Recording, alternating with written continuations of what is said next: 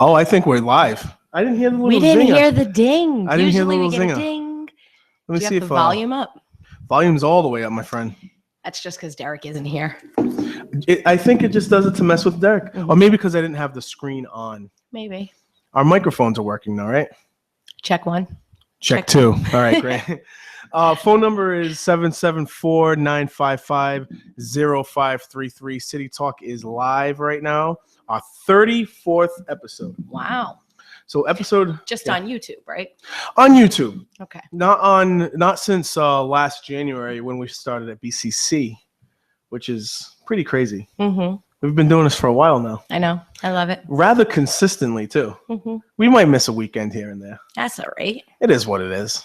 Makes the people want us more.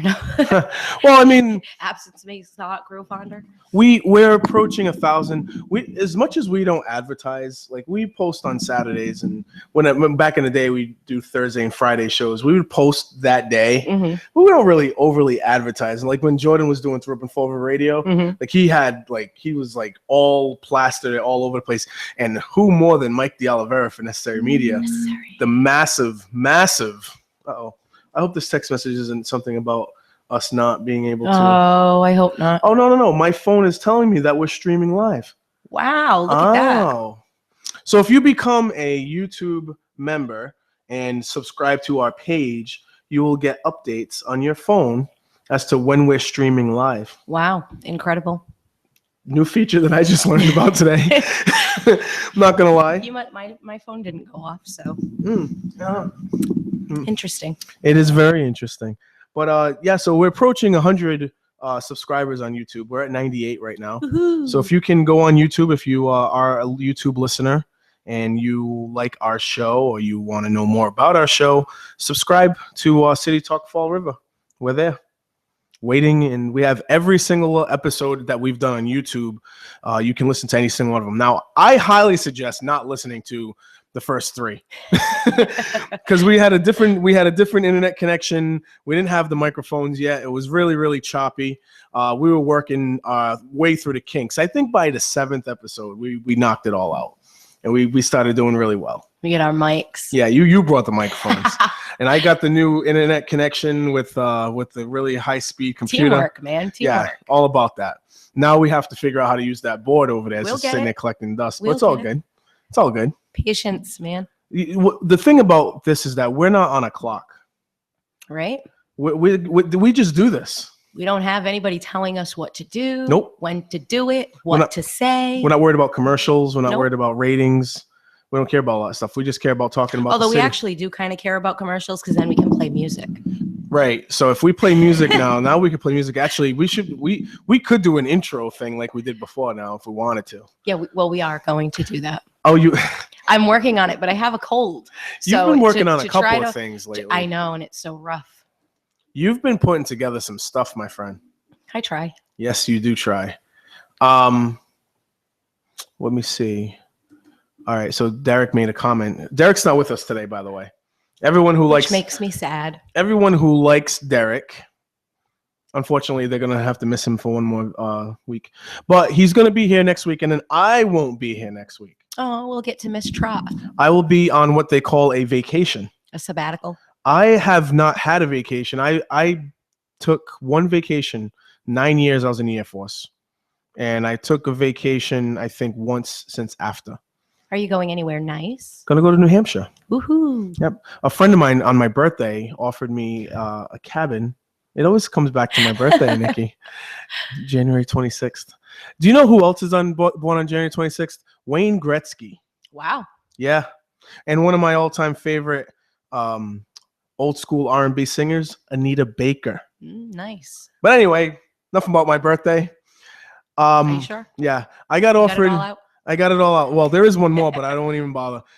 Vince Carter. So out New Hampshire, my friend offered me a free weekend at a cabin that they usually rent out. Nice. Yeah. So I'm going to go up there and read and sleep. You and bringing your bike? walking the crisp air. You know, it's not a bad idea. You probably should if you could. Yeah. I don't know how cold it's going to be, but maybe. Well, it's supposed to be a little bit warmer, so I guess depending on where you're at.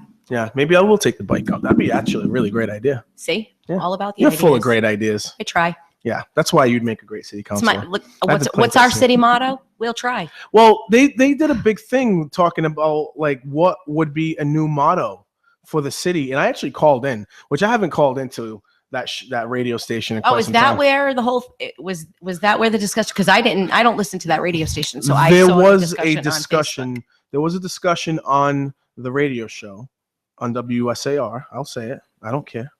But at the same time, oh my goodness, Ellen is on my birthday, January 26th as well. Wow. Anyway, thank you for that. He apparently he's listening to us, but he can't sit with us today because he's out in okay. Abington running a pool tournament, Derek. So anyway, they were talking about mottos on WSR. I actually called in because a lot of people had some decent ideas. There was some that was pretty good ideas, but trying to tie into what we've experienced, there's a change. We're changing from the mills and the hills. Oh, we'll never change from the hills, but we're changing from being a mill town. I mean, that's just the way it's going right now. I mean, after, the jobs left, the mills have been emptied, we're changing. We're evolving. We have to, in a way, if we're going to actually survive economically, in my opinion, unless we bring manufacturing back, which that's something that's not actually in Fall River's hands necessarily. I wish we could, though. Right. That's something, well, the reasons why the job left is more on the national scale. You know what I mean?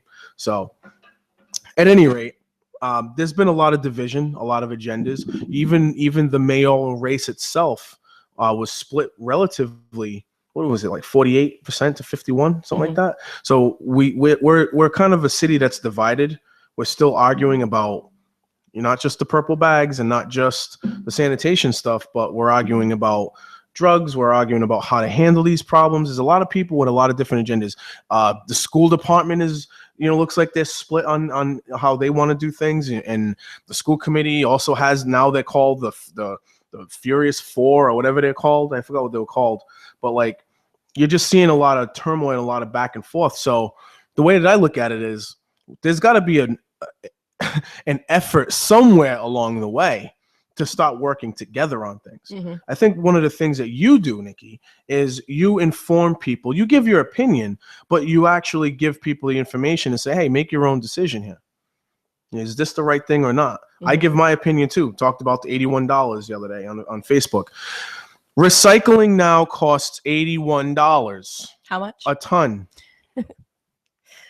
That's insane. I would imagine. Right. Just think about the scope of this. When Pay As You Throw started, it was being advertised as it was going to be a money saver for Fall River because we were going to recycle more. And at that time, recycling was literally $19 a ton.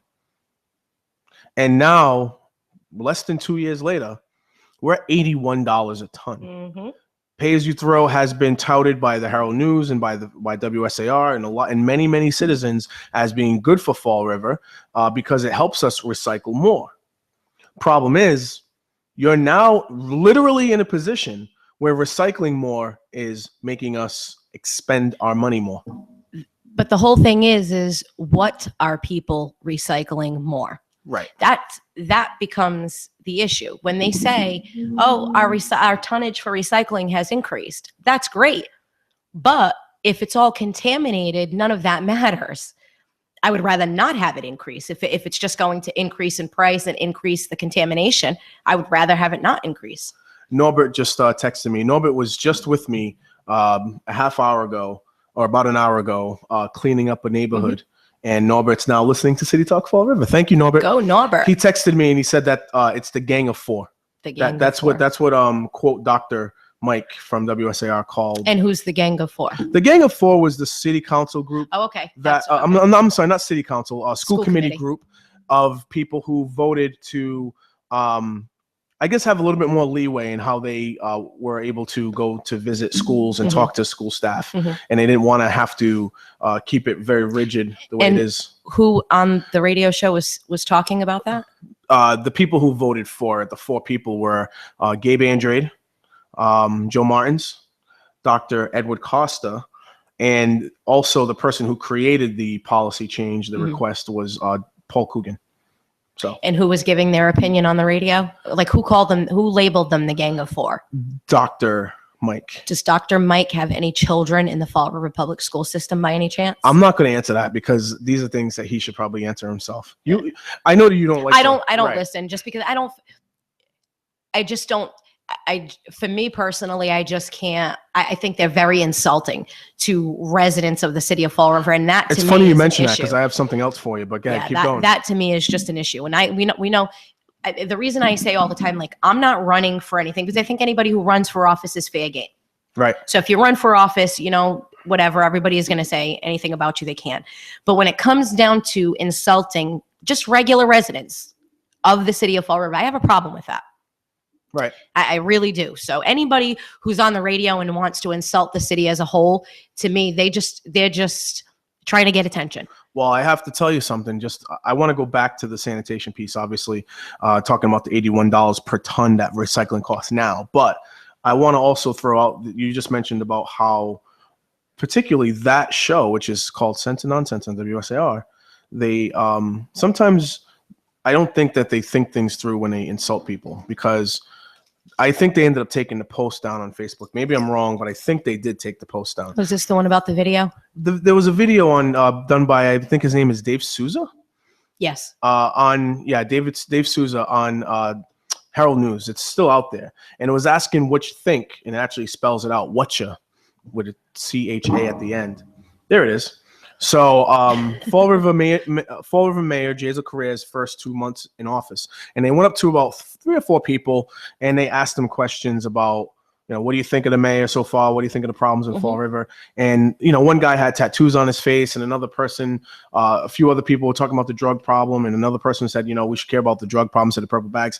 I actually was listening to the content that was coming out of some of these people's mouths, and wasn't that bad. No, they were pretty much spot on. Right. I mean, a lot of people had some valid opinions that they were talking about.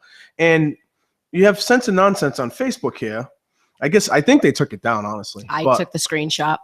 They went on to say, this video is an example of what is wrong with Fall River. It makes the city look bad, exploits people with problems, and seems to serve no other purpose than to be used for ridicule. Now. Oh, wait, you got to finish that, though. What? The Herald News should know better. I'm sorry. The Herald News should know better was also part of that quote, again, by Wayne and Dr. Mike from Sense and Nonsense. So on WSAR. So here I am thinking, wow, that's insulting the people. Yes. These people, like one woman, female, went up there and said her name very proudly, was very glad to offer her opinion. And it was a valid opinion. She was talking about, there's problems in the city that are bigger than purple bags, she said. She said drug problems bigger. You know what I mean? Now, I don't necessarily think that we should be categorizing our problems. A problem is a problem, in my opinion, depending on the situation, how, what it is. But where we're going, like, I felt like she had a very strong and valid opinion. I actually think a lot of people in the city would agree with her. So I don't understand how this was making the city look bad. The only problem I had with the interviews was that it was conducted outside of the courthouse. So my thing was, are these people even residents of Fall River? When you're outside of the courthouse, the courthouse serves a lot more than just Fall River. So that was my only problem. I'm like, out of all the places in the city of Fall River that you could interview people, why would you choose the courthouse? The gentleman with the tattoos on his face actually was very articulate. He wasn't like crazy, saying anything that was making people look bad, right? But they were concerned about how we would be portrayed, right? Which is funny because this is what Fall River is, people. Let's think about what WSAR has been doing for quite some time now. They want to suppress certain conversations. I'll literally hang up on. I mean, I've been hung up on. Like, this is part of the reason why we have this podcast. True story. Because I was literally hung up on for bringing up a topic that they simply did not want to discuss because it would make certain entities look bad in the city. Do you know what I mean? So I see it. That's why I stopped listening. I actually commend Dave Souza from the Herald News. I will give you one criticism, David. You should have definitely done the interview in a different location, because all I heard was a bus in the background. The kids coming out of the wind blowing. School. Like there was some sound editing could have been done, Mr. Souza. But other than that, I thought I would love to see more of that. I want to see more people Yeah. I want them. They represent the city too. I wish that he would have just gone through other areas. Like even if you were to ask questions outside the courthouse, then move to a different location. Park, because I always say that the problems in Fall River are different depending on where you live. Mm-hmm. The North End has their own issues. The South End has their own issues. The Flint has their own issues. Yep. So I think that plays a lot to do with it too. But that is Fall River. Right. I thought it was very, very, I thought it was horrible actually for WSAR to insult people like that. I was surprised. Right. Because not just that they insulted people, but then they said the Herald News should know better. Right. And I was like, the Herald News should know better. I've in the past listened to WSAR and I've heard many insults coming from them. I mean, I heard Bob Correa call former Mayor Flanagan an asshole. Oh yeah, that was supposed to be off the record, but yeah. So I mean, to say an interview outside of a courthouse is this is what makes Fall River look bad. No, maybe what makes Fall River look bad is those people who are pretending that those issues don't exist. That was the biggest issue for me during the recall was the effort to deny problems. Mm-hmm. The effort to deny that problems exist. This whole negative positive thing. It comes down to the core of what's real, what's really there, and what we want to be there, or what we want to portray as there. And what is really there does not necessarily have to be negative. Recognizing the problem is not a negative thing. You know what? We were just out there. I don't want to promote, certain things out there, but there was a group out there today. I was a part of the group. We were out there on Rockcliffe Street, right across the street from the Rockcliffe Apartments. And I mean, literally, Nikki, there had to have been about 30 bags of trash. I believe it. There had to have been, and just the whole stretch of grass across the street from Rockcliffe. And then there was a nice area where one of our callers, Rick Barlow, sliced down a bunch of branches, and we were able to get in there and get all these extra, trash bottles and stuff like that. To me, if we apply this WSAR or whatever, not just WSAR, this whole line of thinking of positive, negative, and we're not supposed to recognize that the problems exist all of a sudden. If by recognizing them, we're negative, right? So if we just walked by Rockcliffe Street and didn't recognize that there was a humongous littering problem over there, right? And we just walked by it, is Fall River better for it? No. Absolutely not. If you pretend it's not there, we're not better for it. It's still there. If we don't talk about this problem and we just act like it's not there, right? It piles on. Actually, it just gets worse. Literally piles on. It right? just gets worse. So instead, what we did was somebody reached out to me in an inbox on Facebook. Oh my God, Facebook, right? Reached out to me on an inbox on Facebook. I reached out to my friends, groups of people. Next thing you know, that group reaches out to 50 to 100 different people. Next thing you know, we have about 50 people there cleaning up the problem, trying to do our part, contributing. People who I don't get along with on a regular basis on Facebook, out there cleaning up. When does keeping our city clean become a negative? When does that they turn things into such negatives? Sometimes, not all the time. And then they say it's residents of Fall River who are turning things into a negative. Right. Like to say that there's trash all over the place like that. What that says to me is, why aren't residents going out? When I was a kid, you would see all these people outside, men, women. They took very good care of their properties. They come out with a broom and they would sweep their sidewalks and took pride. And it's not like that anymore. Nope. So where is the disconnect? Why is it that keeping our city clean is a bad thing? Why does it have to have a negative connotation to it? Why does solving problems have to be a bad thing? That's my issue with it. Agreed. I mean, I can't agree with that more. That was the crux of the entire thing. The reason why I took such a stance against Flanagan. It wasn't the gun, because the gun thing didn't happen till later. It wasn't the 22 windows, because that didn't happen till later. Yeah. A lot of people bring up the gun and the windows when it comes to Flanagan. Way before that, those weren't the reasons why the recall occurred.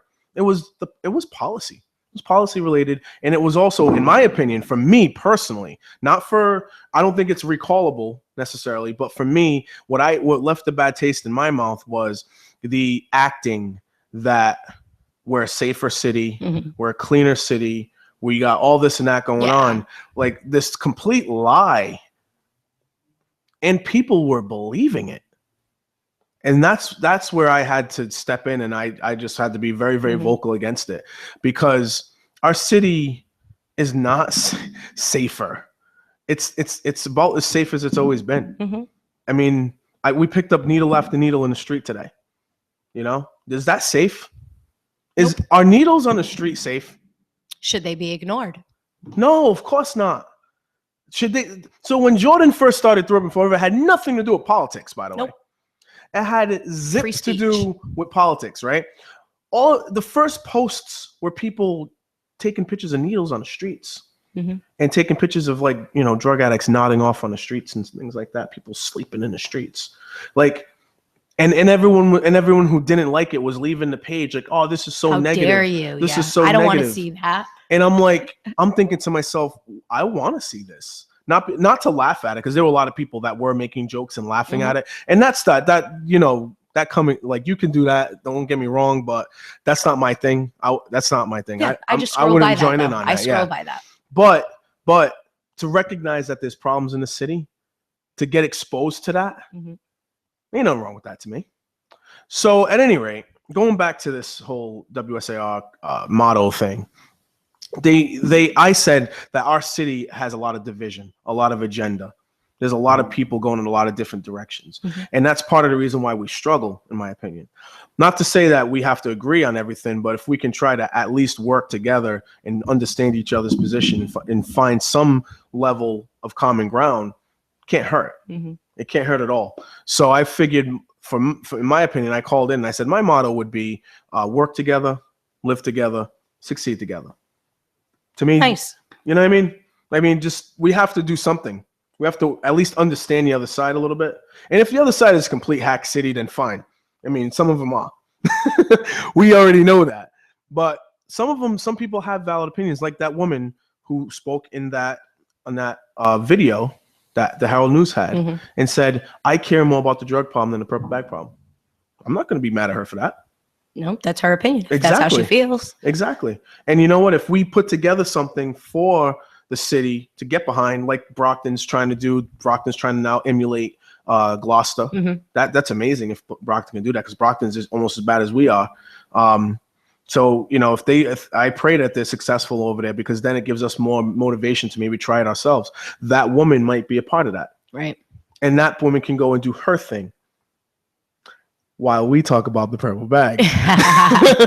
Well, I'm always going to talk about purple bags. Now, this is just, I could not be happier that the discussions that I've been talking about for almost 2 years are finally taking place, because we've been asking about this whole recycling thing since we started on the radio. Absolutely. Shouldn't surprise anybody. I mean, there's a school of thought out there, a very small school of thought, that recycling's a scam altogether. That would be me. So, like, we've hypnotized ourselves in this country, not just Fall River, but this country, into believing that recycling is what we need to do. Trash is such a gigantic moneymaker. It's a huge, huge moneymaker on every level, from beginning to end. Somebody had a comment on Facebook about, you know, why we're going through all this trash. You know, why can't we stop talking about trash? And I said just that. I said trash equals big business. You take a company like Waste Zero, for example, okay? Boom. Waste Zero is not pay as you throw. What Waste Zero does is manufacture official city bags. They're the bags. They're not the pay as you throw. They're not. They're the maker of the bags. That's all they do, is manufacture purple bags for the city of Fall River. That's all their reach is. Basically, pay as you throw makes Waste Zero money. Money, absolutely. That's so you can think of it in that concept. Well, that was the point. It's go talk to Waste Zero. They're a company who make their money by getting local governments to force residents to purchase the bags that Waste Zero manufactures. Think about that for a second. I got Let you. that sink in. I got This you. company came along and said, hey, we can help you make money and we can make money at the same time. You just tell all these folks, right, that they have to buy bags. They have no choice because they'll get fined. Right. Their homes will get taken away. Yep. Make them go out and buy the bags and we'll give you a cut. You got this. See what I'm saying? Yeah. That's what it does. Because quite frankly, you could create a timeline of when Pay As You Throw started and like every meeting where they talked about enforcement and every newspaper article Right. that said they're enforcing. If you made a timeline and then you made of all the Pay As You Throw stuff, and then you made a timeline of recycling costs, Mhm. you will clearly see that they work in tandem. They're hand in hand. Every time a conversation happened about the enforcement piece and like saying the city was going to enforce and hand out fines, Oh yeah. recycling prices went up. Yep. Every time they said the landlords have to help, the landlords have to give up the information. Right. The price of recycling went up. It's almost like when Obama talks about guns. Yeah. The gun prices all of a sudden go through the roof. We have to talk about the contamination piece to this, Mhm. because that is what's part of what's making this go up. I had a conversation with Ken Pacheco. What I believe is part. I Right. don't know if it's proven, but this has been my theory Well, from jump. Ken Pacheco confirmed that thought. I believed it as well, but I talked to him. He did? Yeah, After all this time, he finally did. I talked to him during the council meeting. I actually stepped out when he stepped out, and I talked to him for a minute in the hallway. I actually got him to agree to perhaps talk with you, because I'm not going to be here next week. But you have his phone number. I really urge you, Nikki, to contact him during the Mhm. week to make sure that you have set time that you can Mhm. call him. But he's supposed to have a discussion with you about the stuff. Does he know it's me? Does he know you're not going I to be told there? him that you're the boogeyman. Okay. I said you're gonna have a conversation with my boogeyman, the trash boogeyman, Nikki Medeiros, and he started laughing. So, but he was also explaining to me some details about why he would like a transfer station. Mhm. And it's not. He said, and I said, don't we have one? The same thing we Yep. ask each other. Airport Road. And he said that the one that they have out there, that Allied has, is very different from the one that would be proposed if they ever go down this road. So, and he explained to me that there would be two streams, for food waste, for recyclables, all that kind of stuff. And he explained, yeah, and he also explained that the money that we spend on disposal with Casella, we'd be eliminating the middleman. But again, We'd have more middlemen. well, The city of Fall River See? would become a middleman. well, he also said that it can't be city run. He said it can't be run by the DCM. Wait. Rewind. Said that. He said that he's interested in a transfer station being built, Yeah. and that the city of Fall River could not be the owner. Exactly. Well, we could be the owner. We wouldn't be able to run it. Like DCM wouldn't be able to run it. It could be through a private company. What? Right. What? Right. Did you just say a private company? It could be. Right. Well, if the DCM isn't running it, who would? Not sure. We'll find out. Interesting. But here's the thing. Talk to him about all this, because this is all third Talk party. to me. Right. This is all third party stuff from me.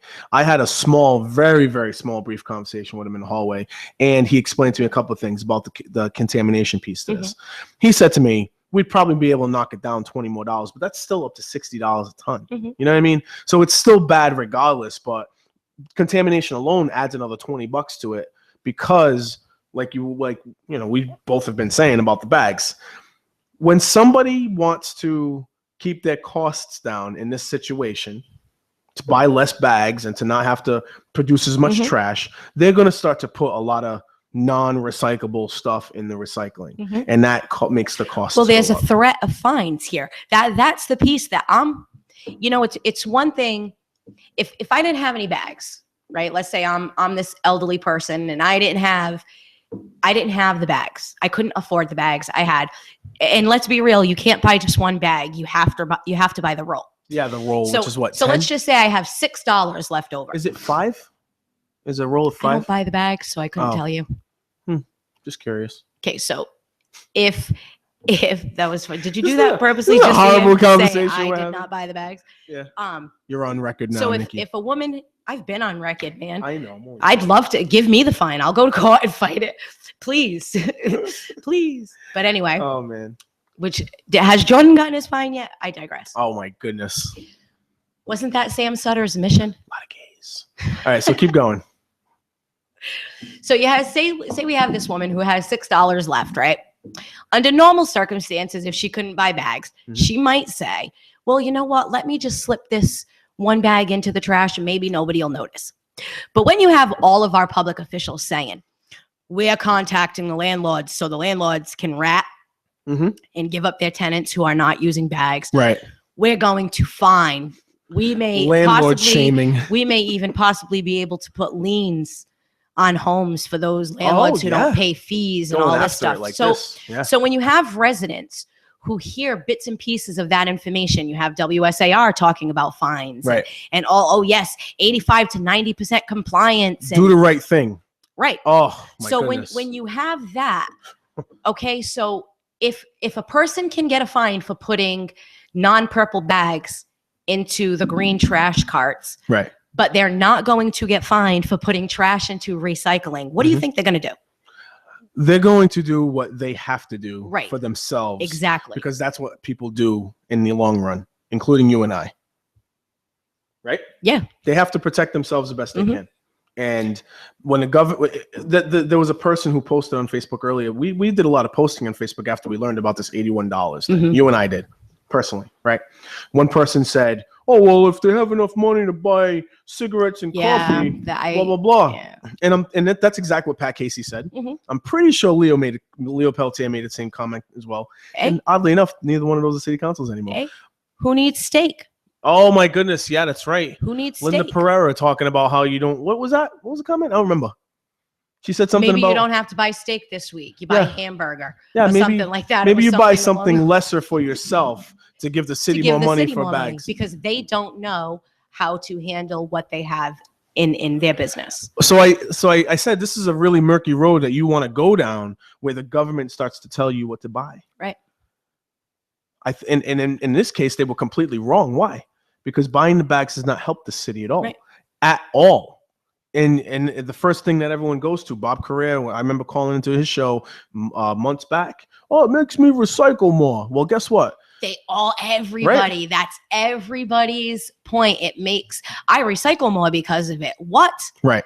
Really? Right. Well, to all you people who needed purple bags to tell you to recycle more, recycling now costs $81 a ton. I actually $15 more than it costs to get rid of trash. I just had a conversation with a person from DCM when we were out there cleaning up today, and he told me the price has now gone up to $83 since the council meeting. 2 days ago. 3 days. No, more than 2 days Yeah, it ago. was a week ago. So yeah, we're already up. We're already up. He said it fluctuates up and down. And wasn't Ken just on the radio saying that landlords should be responsible? Didn't he say something about Still buy the landlords bags. getting phone calls? So I said to him, one of the things I said to Ken Pacheco when I saw him at the meeting was, all right, so should there be initiative, like maybe when you make these comments to people, let them know that contamination is making this price go up. It might be in their vested interest to not contaminate. And he's like, I mean, we're having trouble getting people to comply to buy the bags. Never mind. But if they stopped worrying about educating people on buying the damn bags and they educated people on recycling properly, There you go. maybe we could finally make some money on our recycling. Pay as you throw equals contaminated recycling. And let me tell you something. I was going to say, let me tell you. Just by the forced policy. This isn't something that's just for Fall River. This is something that is literally all across the country. In doing my research, and because I brought it up a while ago, I said this whole pay as you throw thing and the manufacture of bags is literally just a ploy for these guys to make money. I don't need a purple bag to tell me I need to recycle more. That's just insane. Right. So it's a problem all across the country and all across the world. Really.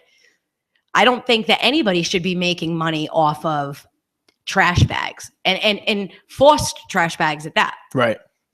That to me is a problem. It's like the mob, it's Yes. a legal mob. Yes. They do all this stuff to get rid of all the mobs and the gangsters, but here they are being the same thing. They're doing it citywide. Derek Morgato's still making his presence known here.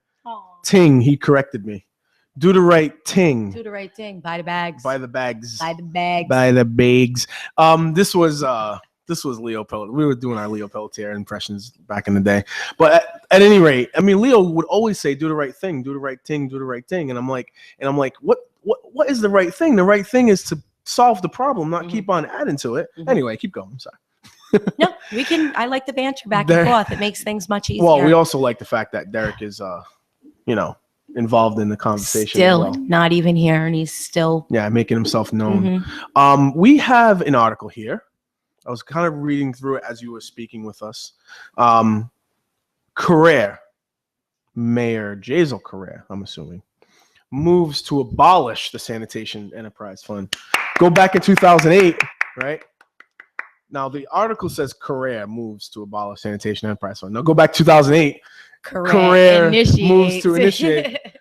Be Bob Carrere. Sanitation Enterprise Fund. So this article is interesting because it has a little bit of a conflict between Mayor Carrere and Council President Sean Kadim. This article, let me just say, made me laugh. There is no way Kadim could have watched any of the debates, Right, because if he had the comment that he had. Because I mean, that's all that Jazel was talking about in those debates was how he wanted to get rid of the enterprise fund. When I was sitting on the not stage, just not just on debates, but in council meetings. yes, He was saying we need to abolish this. yes, Continually. yes.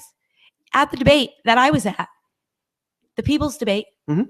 and I asked the question about the CSO being a line item for each department.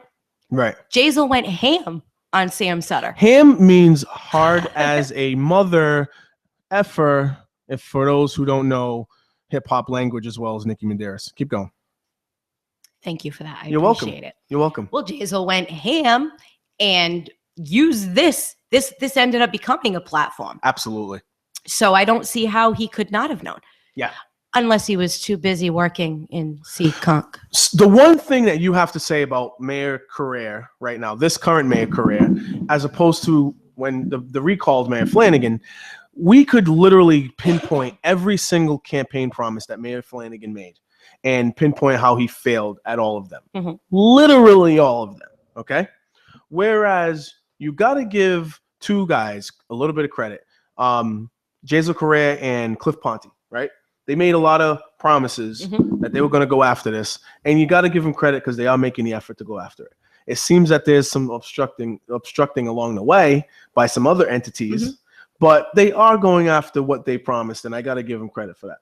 And it's not empty efforts at all. No. It's not like Flanagan with the rainwater tax, where he just promised like he was going to get rid of it, and then all of a sudden it was like, oh, oops. Right.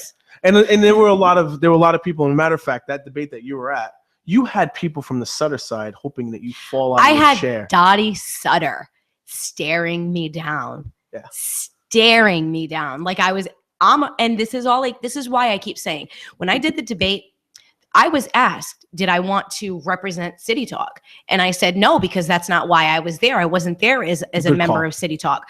I was there as a resident of Fall River. This whole entire, where I sit now is only because I was an interested resident in Fall River. That's it. We never tried to make ourselves bigger than what we are. We're just a couple of people that just want to try to. So, and that's what I felt right at the city. debate when I was hearing those things coming from the Sutter camp. It was like the fact that they would treat a resident that way. I wasn't a person who was running against him. I wasn't running for office. I wasn't doing any of that. So I shouldn't have gotten any sly remarks. I was just a resident of Fall River at the debate. Let's see. You probably, if anyone's listening right now and they want to listen to any old episodes of City Talk Fall River, we usually get about 100 to 75 different views, depending on the situation. But if you happen to check our old episodes, let's see if I can find our old episodes here. Yeah, there we go. Let's keep moving. View all. Here it is.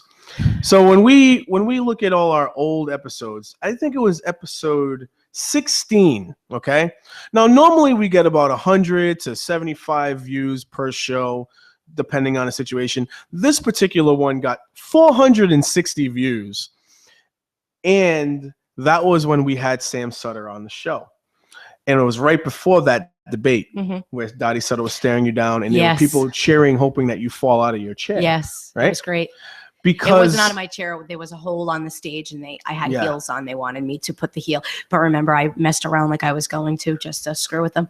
Well, you are a performer, if anything, you know what I mean. So, episode 16 of City Talk Fall River. If you ever go on our YouTube page and look at our old episodes, about the first 25 minutes or so of the show, we have Sam Sutter on, and I believe. This is part of the reason why Dottie didn't like you so much, by the way. Maybe. Nikki pushed me off to the side, and I'm just joking, and took over the interview with Sam Sutter as she should have. Because he wanted to debate you. Right. And that's what I didn't want to happen. As she should have. And embarrassed him. Made him look as though he didn't know what he was talking about on sanitation. Or many other topics. When a man says, a politician says they're prepared to talk about something, you're gonna bring it. I talk about that particular subject. Yep. And he doesn't know anything. That's not me embarrassing him. That's him embarrassing himself. So he hung up the phone in a haste, quick. And we had about like 400 different people telling us what a great job that was, and that was great. And I can understand why Dottie was upset and why people from the Sutter side were, and there were people on the Sutter side that were yelling and not liking you very much because of that. But it is what it is. But the point of that is, during that debate, Sam Sutter said something to the tune of, and he actually said it in that interview too with us. He said something to the tune of, why are we worried about residential trash in comparison to non-residential trash? It means nothing. It doesn't mean anything. It's like taking from one to the other. But then we look at the sanitation fund here, okay? And continually since 2008, like clockwork, the Sanitation Enterprise Fund takes from the general fund. And it takes away from these other funds, these other funding other departments. Right. Hence the reason why Sam Sutter himself said, I need to impose this fee so we can keep police and fire. Yes. So it's like he didn't understand he didn't understand it. He didn't understand that eliminating this sanitation fee, eliminating the burden, the albatross that it is, it would help us maintain funding for the other departments. The piece of this whole thing that really irks me is that they always just talk about we need to find the revenue. And I've said this a billion times. What have I said? The only way we're going to reduce our costs for sanitation is when we reduce the trash we're generating in the first place. We don't need contracts for that. We don't need any other business to come in and help us out with that. No. We can handle that. They just need to focus on it instead of focusing on where they're getting their money from, because that's all they seem to be focused on. They never want to, and we've said this many, many times, and actually we said it during the election. I mean, when I was running myself, I said it. We never look at what we can decrease in spending. A decrease in spending will be a raise in revenue. Absolutely. People don't realize that. Like, I mean, if you're struggling to pay your bills and you decide, hey, I don't want cable anymore, right? You don't want to spend $150 a month on cable anymore. You just gained $150. People don't realize that though. But they don't. But you have a bunch of departments and a bunch of department heads that don't want to cut anything. That don't want to give in to anything. They think that they have an unlimited supply, or they don't care where it comes from. They just don't want to come from there. And I don't want to say that they don't care where it comes from. I think some of them act that way. Well, I think that department heads, it's a battle. You know, I talked to many employees, and I've had employees from one particular union say that another union is never given up anything on their end. So why should they give it? Right. To even have that kind of a conversation is a problem. There shouldn't be people arguing against other people or being mad at other people because they don't want to take a pay cut. We have to do what we have to do. And we're approaching the deadline for when we submit the city's enterprise fund. Who brought that up last year? We're also approaching the deadline of when we can find out about the evaluation from the private company, Sunrise Scavengers and all that. So this end of this month and this March Madness that we're in right now, I love it. and this April Fool's month that's coming up soon. Is April 1st on a Tuesday? Oh, I hope it is. Let me look. Let's look. No, it's not. It's on a Friday. Very unfortunate. Oh. Yeah. That would have been great. That would have been I was great. thinking, imagine if there was a city council meeting on April Fool's. How cool is it that Josh Silva posts before the meetings? I love when he does that. Everybody get started up. Here comes the city. He calls them the city council, which is sometimes funny. Most of the time funny, I would say. At any rate, it's 3 weeks away before the administration's April 1st deadline to submit the city's enterprise fund fiscal 2017 budgets to the city council, but don't expect to see one from the underperforming sanitation enterprise fund, which Mayor Jazel Correa II said today he plans to abolish. Go ahead. You know what? Another thing I just wanted to say I find interesting. You know how the Herald News is reporting on the April 1st deadline now? Yep. We didn't see any of that last year or the year before, did we? Oh, I see what you're saying. You're saying that they protected Sam Sutter? When Flanagan wanted to initiate the fee and he did all that and Yep. this information was brought out, nothing was said. Nope. When Sutter wanted to initiate his fee and Yep. all this was brought out, nothing was really said. I don't think so. But now it is. It is now, and I think that it should be, and it should have been back then. Absolutely. I think that the attention, the caring part from the citizen and the reader is at a much higher level Mhm. today than it was 2 years ago during the Agreed. recall of Flanagan and during, well, everyone thought the problem was solved the day that they put Sam Sutter in office. They didn't realize, me and you knew, but they didn't realize that all Sam Sutter was Flanagan on steroids policy wise. Not Flanagan 2.0. I actually think Sam Sutter wouldn't do anything, silly enough to like try to intimidate a city council into making decisions. Mhm. But I do think that policy-wise, Sam Sutter's only go-to move is the same go-to move that Flanagan is, and that is to just see where he can try to get more money from people, raise taxes, raise fees. Mhm. That's their political method. You know what I mean? It's not necessarily making them evil people. I don't necessarily know Sam Sutter well enough to say he's an evil Right. person. This isn't a personal Right.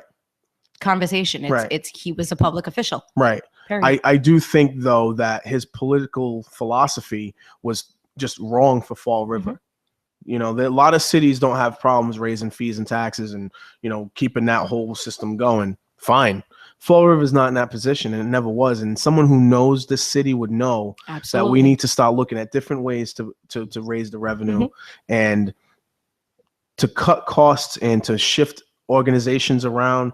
Like that's something that, and if savings can be had out of that, that's fine. And then you got to understand that people will be more willing to be in on this. Mhm. So let's say that he takes the sanitation fee down, bag prices come down, something like that.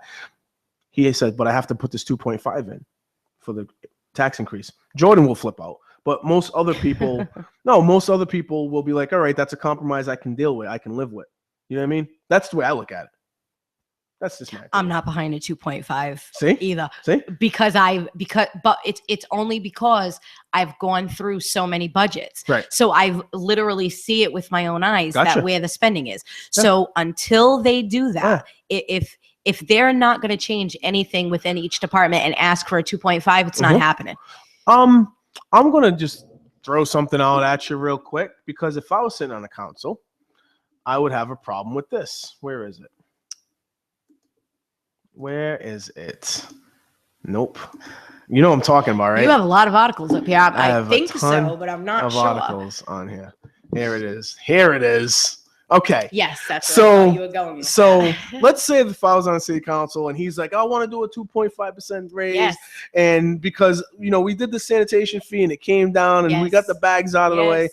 but I need to raise taxes. And I'd raise my hand and I'd say, do you need to raise taxes because you're trying to pay for a Fall River Wellness Center for people? High five. Right.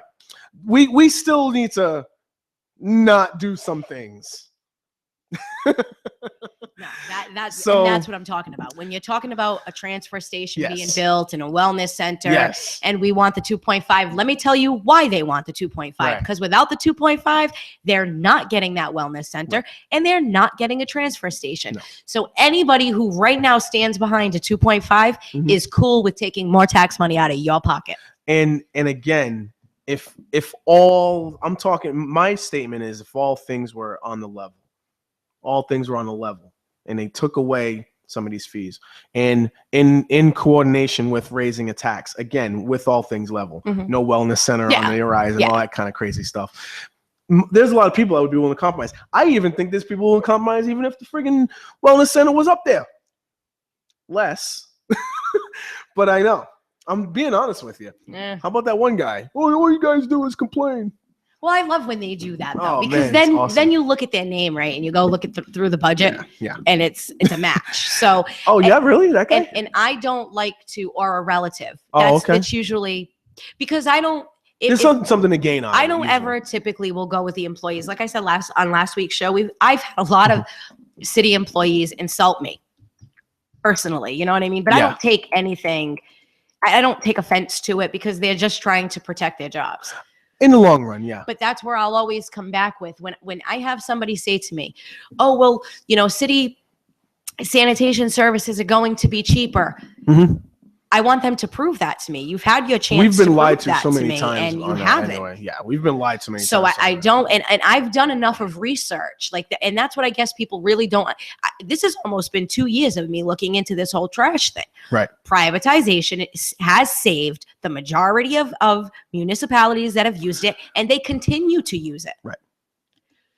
Sanitation costs in general, no matter where you live, have been astronomical, but it doesn't matter if it's city or private. The unconfirmed rumor that I heard is that sanitation privatizing hauling is going to cost more in Fall River. Yeah.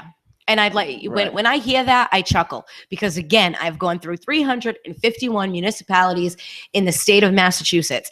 And I can tell you that unless that person has every other contract from every other municipality Mhm. and knows exactly what's included in that contract, they can't possibly say that privatization would be more expensive. Well, they don't know how much sanitation is going to go up next year if we stay the way it is anyway. Because I would have a question. My question for that person who tells you that privatization would be more expensive, I would say to them, what's included in that contract?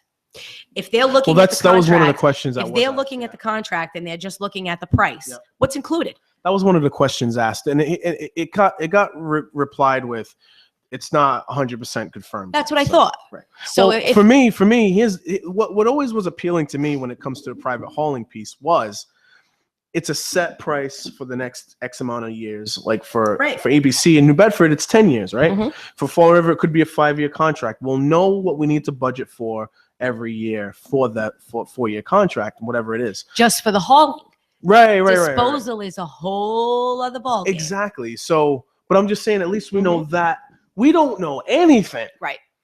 right now with the sanitation. We have no idea what fee is around the corner. Mhm.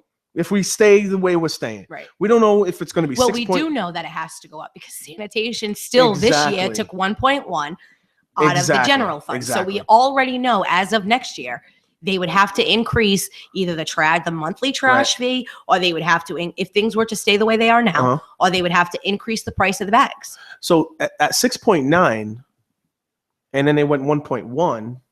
I know. It really was $8 million. It always goes up to just about 8 million. So it's between really an 7 $8 and million department Mhm. right now today, not including disposal costs. And the thing is, not including, including disposal. no, that's including Oh, disposal. including disposal. Okay. That's including disposal. But that's it. We need to figure out where we're spending that money. We can't just say this is what it costs and that's it. No, I want to know. Like if you got a cell phone, right? Right. If it costs you more to call long distance, do you call long distance? Exactly. Or do you look for a package that might include long distance with local? Exactly. And that's the kicker of it. We can privatize, and maybe, let me rephrase that. We can privatize hauling. It's specifically hauling.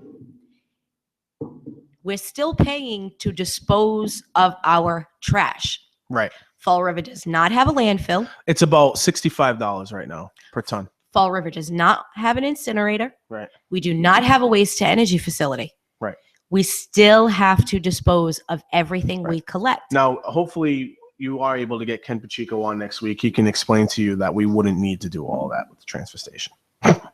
Just telling you what I'm telling you. Well, I hope he realizes that I really, really have done my homework for 2 years. So it'll be something that even though I won't be able to listen that day, I'll definitely be playing the replay. And I hope I can learn something. Like, I really hope that it was informative. It was informative, and it was something that I don't, hopefully you guys have a discussion. It doesn't end up like a thing, you know what I mean? Because I want to make sure that. Well, I'm never disrespectful, and I've tried my best. I've always said either Ken knows too much, or he's the fall guy.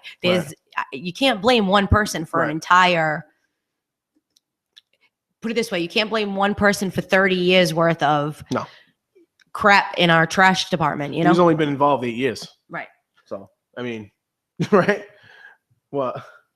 8 years. We've had a rough 8 years. There you go, Ken. Good job. But I just don't think that Ken Pacheco, that's not his job description. What he went to school for. It wasn't trash. No, it really wasn't trash. He's better off buildings and grounds. That's it. And if this whole situation was just about trash, it'd be maybe easier to comprehend. But there's a lot more going on. There's a lot more moving parts than that. So the Mayor Correa looking to get rid of the Sanitation Enterprise Fund.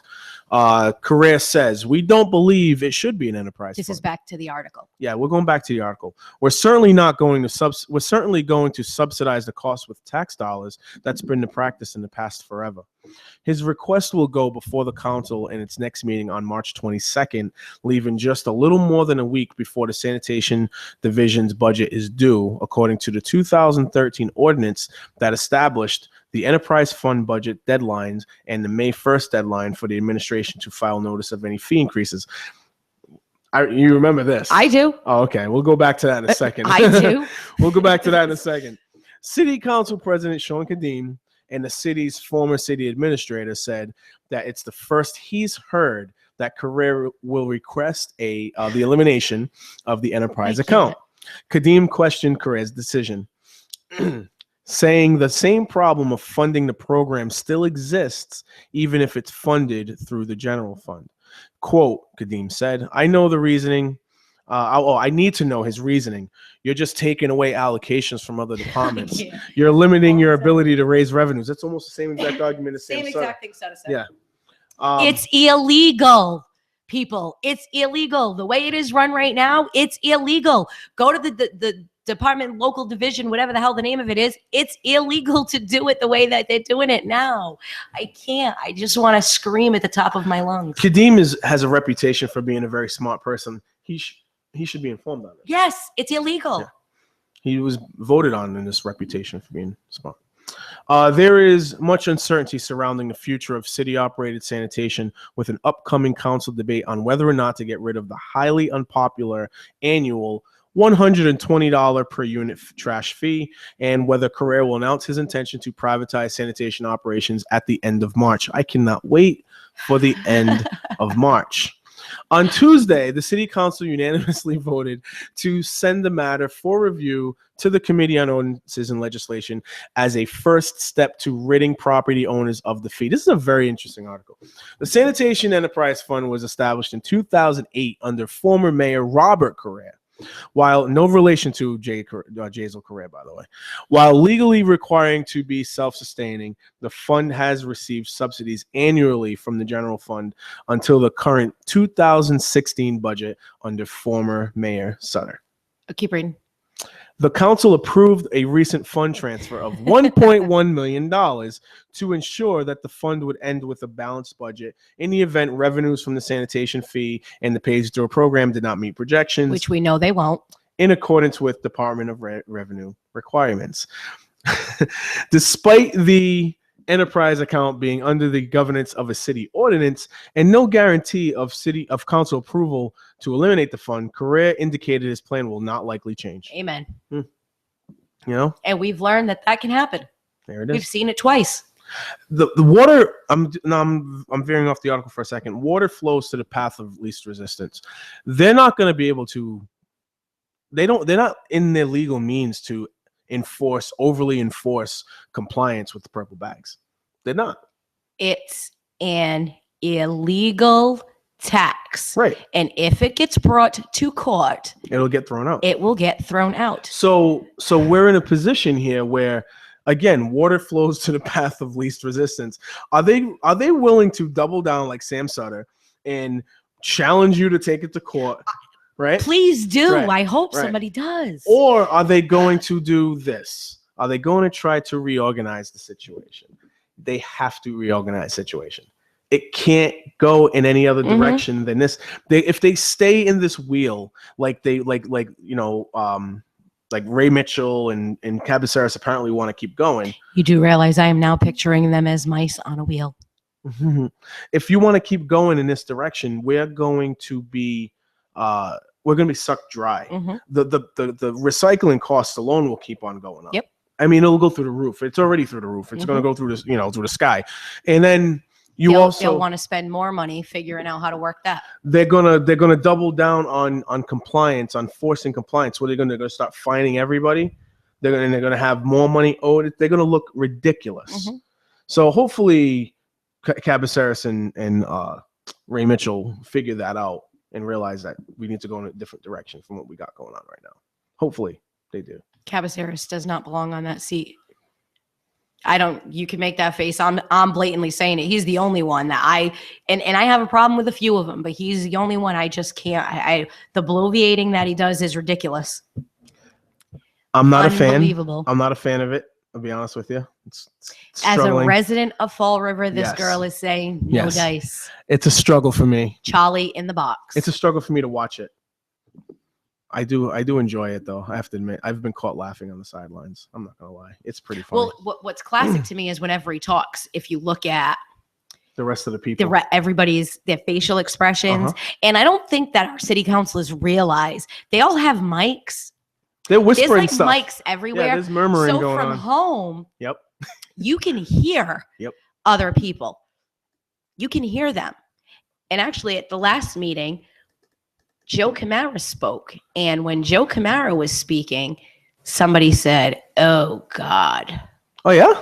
Yeah. I didn't hear that part. I was like, oh, yes. When he talked about he couldn't find Oh, yeah. a paper That's right. in there, and his suggestion was that it should be in the front of the packet.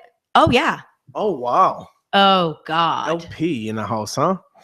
Doing her thing. And I once again. rewound it. I'm like, Wow. did I just hear that right? I Wow. rewound it, rewound, played. So I may be cutting that out. That may be something that I isolate. That's pretty funny. Getting back to this for a little bit. My position is on this is right. That's what it says, doesn't it? Yes. That's not good. That's not very good language. That's something I'd probably say, though. So If I'm we're not gonna knock asking it. for that, we don't believe that it is an enterprise account. Therefore, we're not going to prepare an enterprise fund budget. So even Yay! if, right? I mean, it's logic. So even if we missed the April 1st deadline, we're not going to fund the account. It would be, quote, a conflict, said Correa, if the council did not vote to eliminate it. They just passed a resolution that they wanted the $10 fee to go away. It's the funding mechanism. The majority of council is not following lockstep with Correa's desire to eliminate both the enterprise fund and particularly the sanitation fee is unlikely due to conceivable political backlash. A resolution to strike language that makes it legal for the city to collect an annual $120 per unit fee was sponsored by Cliff Ponte and Stephen Camara. The fee was put in place last July by former Mayor Sam Sutter, who claimed at the time it was meant to avert a $3.7 million shortfall of the city's sanitation enterprise fund. I have to say something. Do you? Yeah. Go for it. They're both property owners. They're both large property owners in Fall River. Who's they? The councilors, Cliff Ponte and Okay, Stephen Camara. okay. Of course they would want to eliminate the fee, don't you think? I would say under normal circumstances, yes, but so does everybody. I know. I mean, I know. And some people might say they shouldn't feel like that or what have you. Well, does Steve Camara pay the fee? Doesn't he privatize? You'd have to ask him.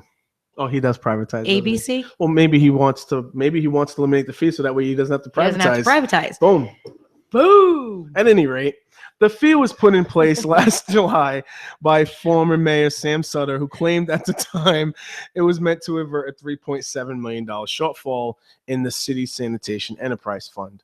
Sutter, who beat former Mayor Will Flanagan, we just have nothing but a large talent pool of mayoral candidates, don't we? Well, I love because it's a former Flanagan, Mhm. former. Well, we had 3 in one, like 3 in 3 months. It felt like. Anyway, who beat former Mayor Will Flanagan in a recall election would not occupy the 6th floor for Government Center very long, with just 1 year as city mayor after being beaten by Correa, then a city councilor. One of Correa's campaign pledges was to end the sanitation fee. And at I least loved it's mentioned Joe for in the putting article that. for that. Joe yeah. Good wrote the article, and she put that in there, so I appreciated that. As well as do away with the sanitation enterprise fund. Mhm. He has repeatedly reiterated that promise. Thank you, Joe, because we heard it too. It was also a promise campaigned on by Ponte and Camara. Sutter, a former Bristol County District Attorney, blamed the trash fee for his loss after the election. He was the district attorney, wasn't he? He was. Ponte, He's no longer district. Oh, okay. Former. So it's former. Ponte, who chairs the ordinance committee, said regarding the proposal to eliminate the fee, he intends to allow the administration time to gather information so his colleagues can ask questions. I know my fellow councilors have questions, and I respect that, and I intend to get this on the agenda as soon as possible, Ponte said. Mayor Sutter blames the fee on his losing. Do you think that's an accurate thing? No. Don't just speak for yourself, but speak as where you think Yes. the regular voter is. Yes, I agree. absolutely. All right, I agree. That's the same reason that Okay. Flanagan was recalled. Same for the same thing. Oh, the bag situation, definitely. It was the pay as you throw program. I won't say it's the bags, it's the pay as you throw program, because the bags are just bags, they're trash bags. But the pay as you throw program is what led to Flanagan's demise. The $120 trash fee, and the fact that I even aside from the fee, Mhm. I don't think Sam was ever really our mayor. I said to you how many times I used to call what's his friend there? Lou Pacheco. I used to call Lou Pacheco the mayor because that's who we saw. So I That's all we just saw. don't think anyone had faith Yep. in Sutter to reelect him again after seeing what we saw for It was the year he was there. confirmed too that it was confirmed the very, very key point of one of the council meetings last year. And Jazel pushed it, obviously he wanted to push it out there, but he got, Kathy and Viveris and Gupta in a corner and said, when you guys have these meetings, where's Sam? Mhm. Right? Where's Mayor Sutter? And they tried to wiggle out of it, but and Joe Camara was like, no. We should be asking this question. Mhm. Is he in the meeting with you guys when you come up with these policies? Who's in the room with you? And they were honest about it. They Right. actually were honest about it. They said Gupta, Nunes, Pacheco, and Kathy and Viveris. That was it. So Sam Sutter was nowhere to be found. The Gang of Four? The Gang of Four. So it's to me that was very clear. Like I mean I wasn't voting for Sam Sutter from day one.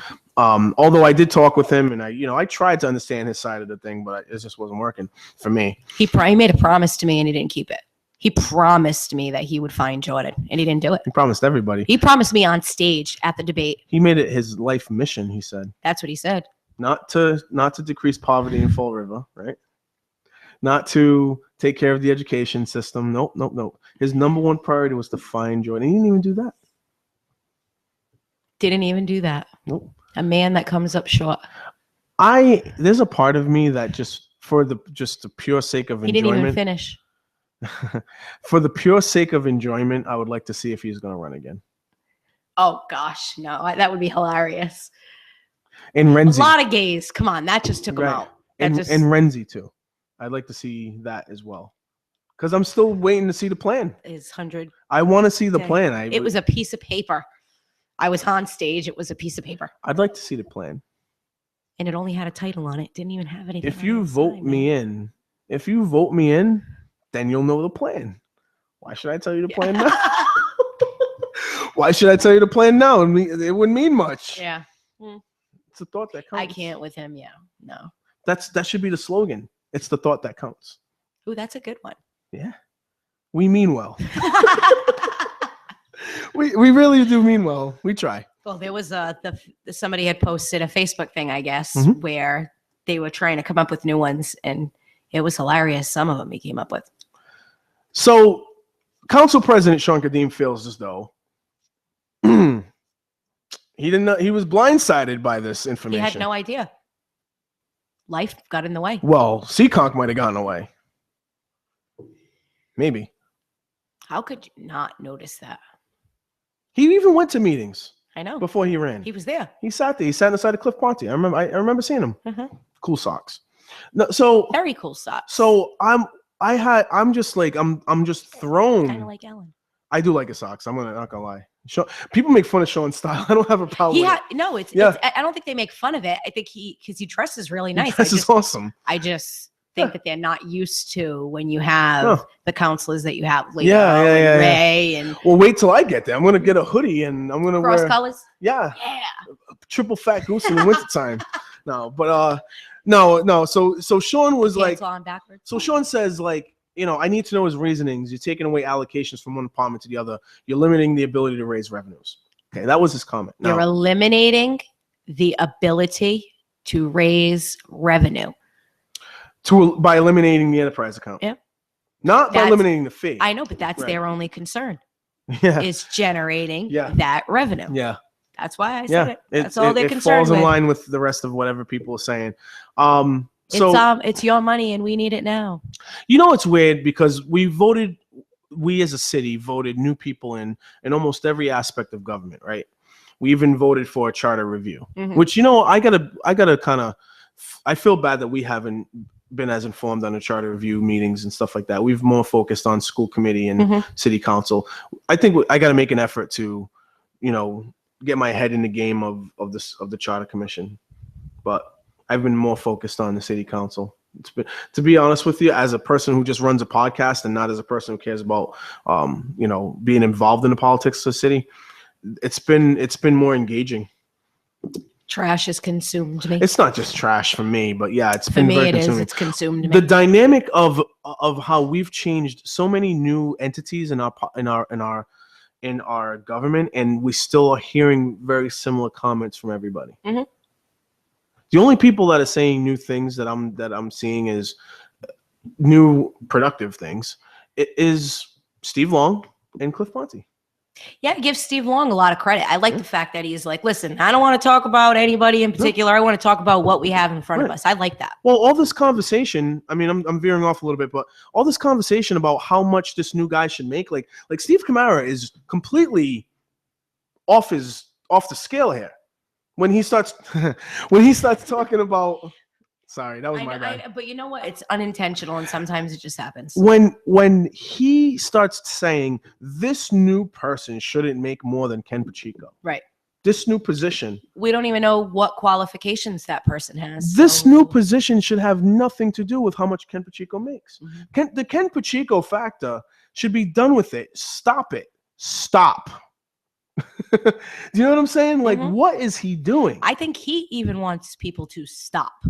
There was at one point during that meeting, the city council meeting, where he literally looked like he was just getting so frustrated at one point, and he's like, I'm not going to get into that other position. It's not what we're discussing right You're talking now. about Steve Long.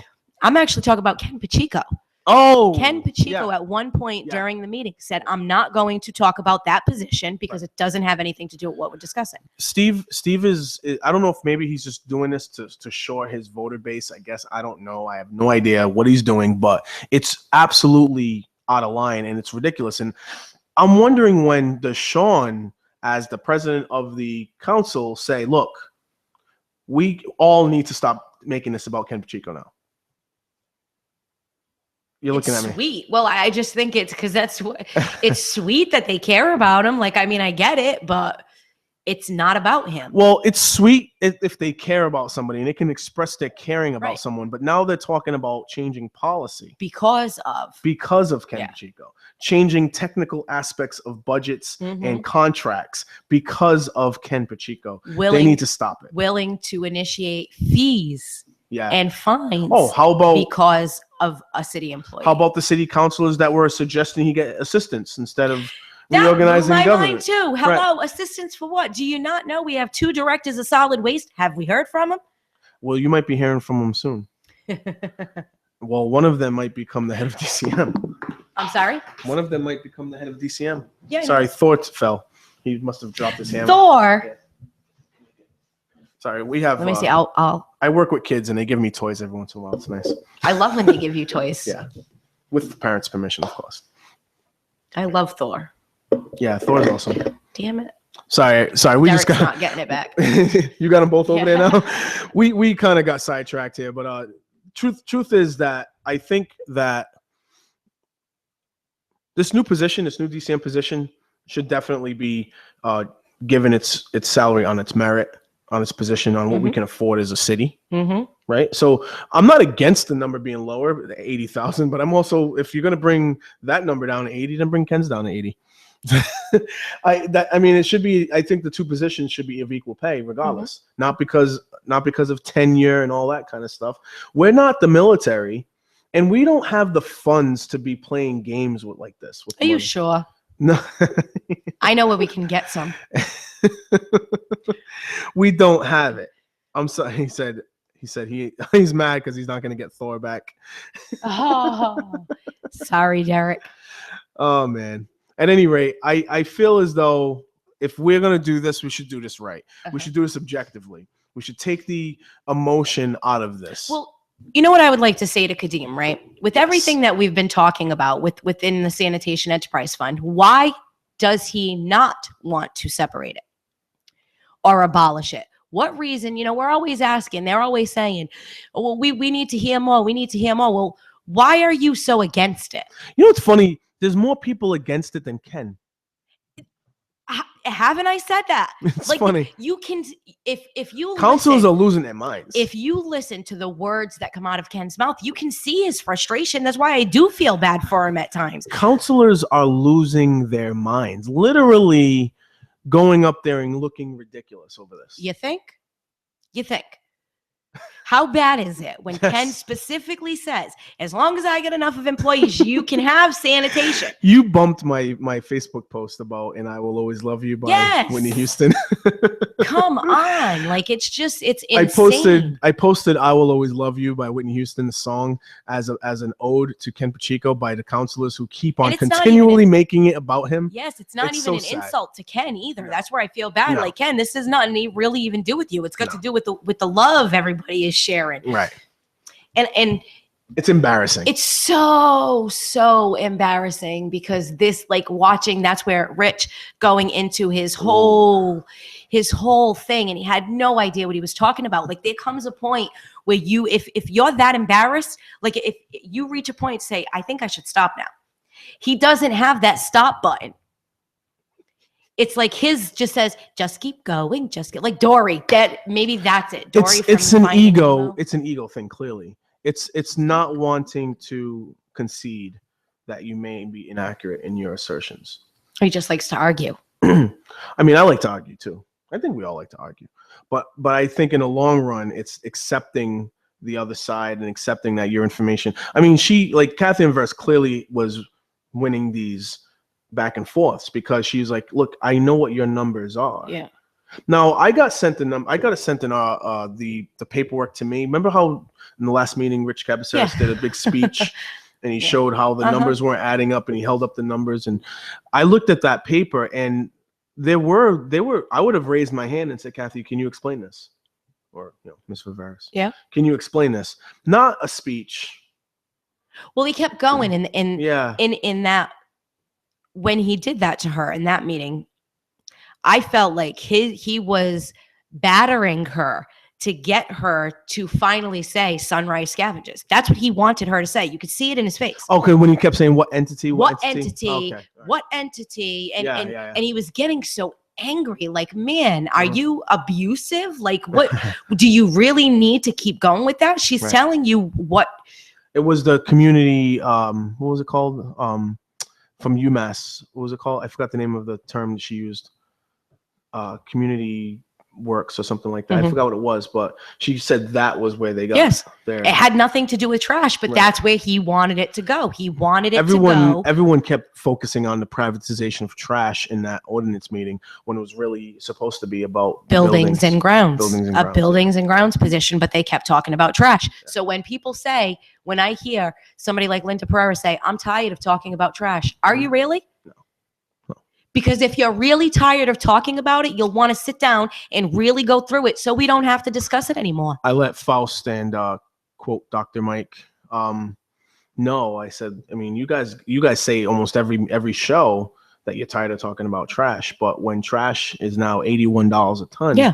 how are we not talking about this? And they don't say, I haven't heard anybody, there's been no article in the Herald that I'm aware I looked up and of. down the line. I looked up and down the line for an article. And nobody is discussing the fact that we're paying $81 a ton to get rid of recycling. They put themselves in this position though, because how many articles did you see over and over and over again about how great we're doing with recycling? They tried to pump up the purple bags. Oh, so ever since pay as you throw, we've recycled more, even though that's not even part. I mean, that's partly true, but that's not completely true. You can't call contamination recycling. Well, also the percentages that they were saying when you knew that we went up 66% just by having a bigger barrel. You know what I mean? So just a lot of different things that, you know, were distorted to try to make the purple bag look like a great program in Fall River. It's simply not. It hasn't been. It never, not one day has it been good for this city. Not it's costing us more money. It's all it's doing, and it's really, and it's not making the city cleaner. Remember that? Oh, it's going to make the city cleaner, and all. Like, I'm like, are you all crazy? We just picked up about 50 bags worth of trash today. I can say in the past when I've done cleanups, I've been surprised at how much we've picked up. Like how many bags ends up being at the end. It is ridiculous. It's sad, but that's where I say, how do we have a city where people don't go outside and just clean up after themselves? We live in a city where people need to know that you have to go and clean your outside. You have to keep your property clean. I talked to one of my buddies while we were doing the cleanup today. He said to me, he thinks part of it is that it's a transient city. There's a lot of transients. And that's also the reason why there's not a lot of voters, because people are in and out of the city. People live here, work somewhere else, work somewhere else, live here. You know, there's so much going on here. Section 8, there's a lot of Section 8 in Fall River too. So you have a wide variety of reasons why people don't have an interest in the city and therefore don't have pride in the city. And it's a sad fact. It's not something that I'm proud to point out, you know what I mean? Because I care about the city, love the city, and don't want to see it in the direction it's going. But it's very unfortunate that it's a harsh reality. We do not have a lot of city pride in very, very strong parts of the city, and you can see it clearly. And litter is just it's the preceding, or it's the precursor. It's the evidence. It's the tangible evidence that you can see that there's no city pride in this area. The litter is just a part of it. Then you add in, hey, how you doing today? You know, who you looking at? You know what I mean? And you add all this other stuff to it. I say hi to everybody I walk by. I give the head nod, man. Everyone, hey, how you doing, buddy? It don't always work, though. It don't always work. Usually, I will say that 90% of the people that I walk past and say hello to say hello. But I will say out of those people, probably half are surprised that I say hello. Yep. And you can see it in their reaction. Like they're like, oh, hello. But it was like that when I was a kid. Everybody knew everybody. I'm not going to read this one. This is kind of reiterating what we talked about. Yeah, recap. Man stabbed at Serta bus terminal during a fight. So that's on Tremont. I'm sorry, that's on Tremont Street. It's on 4th Street. 118th 4th Street is where the new bus terminal is. Got a victim said that police told this man is Nathaniel Almeida, 38, just around my age, fighting a 39-year-old man, and they suffered 2 lacerations on his arm and had to be transported to Rhode Island Hospital according to court documents. So, you know, I think a lot of people were posting this and saying, man, I was at there like 3 hours before. You don't know what can happen in this city. It's just a dangerous city sometimes. You know what I mean? We have a Facebook page called Police Scanner Page, which in my opinion, and I think Rob Leeds is the person who started that, and maybe a couple other people with him. My apologies for not remembering everyone's name, but that scanner page has been so valuable, and it came out during the recall, during the recall of Flanagan. It just didn't come out like recently. This has been around for a little while now, and I remember the mayor at the time trying to get that page shut down. There were a few people who were very angry about that page because it brought to light what was actually happening. Like the ODs, hardcore. the overdoses, Yes. I think was the big thing. They didn't want people to be privy to all the overdoses. You heard Linda Pereira mention the overdoses today. I'm sorry, not today, at the last meeting, and she said it with such shocking, tone in her voice. And I'm thinking, if you would pay attention to really, like, how are you shocked? Right. This has been going on since the 80s, man. Right. And it might not have been heroin in the 80s, Right. but it was crack in the 80s. And Right. it's been happening all the But time. So it shouldn't be a shocking number if you're paying attention. Mhm. It shouldn't be a shocking number if you're engaged. she was shocked by the ages, too, of people. Well, the range was very wide. Oh, well, the older. Yeah. I mean, that's who she targets mostly anyway, because that's her voter base. But like, she was, I guess exposing everyone to information. And it's unfortunate that has impact, because to be truthful, we should not be surprised by this. We should be engaged in how to try to fix it. The court isn't fixing it. The court's managing. It's actually making money off of it. Everything, it's all a moneymaker. Right. If something is going to make the government money, they push it. I really think that we need to look into what Gloucester's doing. I think that would be out of my voice every meeting if I was to talk. I think I should just talk about it at the council meeting next, because it really needs to be talked about. It needs to be talked about. And I'm hoping that Brockton has some positive results out of it. I really do, because we need something. Fall River Treatment Center gets federal grant to expand opioid, listen to me, opioid services. Stanley Street Treatment and Resources will receive a state Health and Human Services grant of $379,167. I wonder if they got such an exact number there, to improve and expand substance abuse services at its center. Health First Family Care Center is a sub-recipient of the grant and will use some of the funds for its programs as well. Besides the two Fall River Healthcare Centers, the Health Resources and Services Administration will support the work of 19 other health centers in the state with a specific focus on the treatment of opioid use disorders in underserved populations, according to a press release. The opioid epidemic is one of the most pressing public health issues in the United States today. Expanding access to medication-assisted treatment and integrating these services in health centers bolsters nationwide efforts to curb opioid misuse and abuse, supports approximately 124,000 new patients accessing substance use treatment for recovery, and helps save lives. I won't read the rest of this. This is nice. Don't even read that yet. This is a nice thing. Don't read that. Don't read it. Don't look. So this is a well, it's only a matter of time before we start to see somebody else up there. We saw Fiola. We're seeing Viveris. Who's next? Pereira. Anyway, if we have these facilities opened up, right? If we get these facilities opened up and other towns start to do what Gloucester and Brockton are doing, okay? These facilities could become very valuable. You know what I mean? Because what they do is they take you in, they take away whatever paraphernalia you bring in. They don't put you in jail for it, and they try to put you in a facility. And sometimes they try to get you out of that town, because sometimes you need that. You know what though? It's when we get to it, Yep. I'll say it.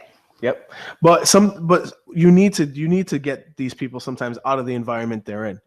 We watched that documentary, HBO documentary, right? How many of those kids needed to be out of that neighborhood? Well, just in the people that I know. I born and raised in Fall River. I know a lot of people who've had problems of their own. Right. And I can say the majority of them who have succeeded do not live in the city. They end up going somewhere else. They have to change the they're setting. definitely the hardcore people who really have that issue. They can't. And I applaud them for doing that. It's the surroundings that your environment you're in sometimes contributes to you going down those same roads. Just like coming out of jail, you know, they don't want you to go right to the same neighborhood that you was chilling in when you were getting in trouble. They'd rather see you go to somewhere new and try to set, you know, a clean slate somewhere. I can even relate that whole concept to when I worked with kids at residential places. You know, these kids were either in abusive environments or the abuser in the environments. They were enabled in their environments, and they get put into a residential place. And let's say by, you know, the Lord's gift that we actually are able to find some rehabilitation with them, and they get to a regular state where they can function, and then we put them right back in that same neighborhood. Right. We're going to see them again. And it's happened many times. So you do need sometimes a change of scenery, a permanent change of scenery to fully recover. Some people can't never come back. Yep. To fully, I guess with Gloucester, they were taking in people from New Jersey and California. Just, you know what I mean? Like sending people out to there because that was what they needed. And, you know, and it's not 100% success, I'm sure. I'm sure they're going to have some relapses. I'm sure they're going to have many relapses. It's drug addiction. It's not, you know, Disneyland. You know what I mean? So, but it's a work in progress. So, and I'm all for it because of the positive results that the addicts are talking about, not just the politicians and the police officers and all these people, but the addicts are saying that they're getting better treatment, that they feel better about this. That's the people that we need to, you know, now I'm not saying take care of, but at least hear from. I wish that we could figure out how to get them to never pick up a drug in the first place. That's the big one. You know, I wish we had that magic wand that that would, you know, no kids, don't pick up any drug at all. You talk about like people that are out there saying, oh, it's a choice. It's a choice. It's a choice. I think initial drug use, recreational use is a choice. I think once that person is in the hooks, there's no getting out of it. For some people, it is a choice. And I know there are going to be people who argue with me, but being where I've lived in my lifetime, I've known people who have gone and smoked marijuana and there was somebody had put cocaine in it and they didn't know that there was cocaine in it. Right. So at that point, it's like, they got screwed. You know, and I'm so grateful to the guys that I grew up with because they always pushed me away from that. They would never let me hang around with anybody who was addicted. Right. They would always tell me to get the hell out. I wasn't allowed to hang around with them. Yep. I'm grateful for that every day. I got a Associated Press article here. It was in the Herald News, but this was actually written by the Associated Press. Massachusetts lawmakers approve bill targeting opioid abuse. The Massachusetts House and Senate have given final approval for a wide-ranging effort to address the city's deadly opioid addiction crisis. Can I ask you something? When you see the House and Senate have given approval and, you know, get to address this problem, what would you want to see from the House and Senate from that level? Because we always talk local stuff, right? What would you want to see from Massachusetts? Like if you said, you know, Massachusetts House and Senate blank, blank, blank, blank, blank, what would make you go, that's awesome, that's good? It's almost like it's so out of reach, right? Because I just think local. I think in order to make statewide changes, you need to start locally. It needs to happen. You can't go from the government and work your way down. It needs to go the opposite. You need to work local and work your way up. I'm high-fiving you on that one. I don't see how it can be any other way. I mean, that's exactly why I asked you that question. You can't make changes on the greater scale. Everywhere is different. Every place is different. Not every municipality has an opioid problem. Let's be real. Every person has the same problem. Right. That brings them to opioids. Right. That's the huge issue. It's a person-to-person thing. We have to eliminate all the barriers that stops a person from trying to improve their life to get better. The biggest thing in the world is a drug addict having to tell an employer about their issues, about all their details. They're not going to get hired. And guess what? That person's out of a job. Makes it 10 times more harder to figure out what they're going to do with their life, right?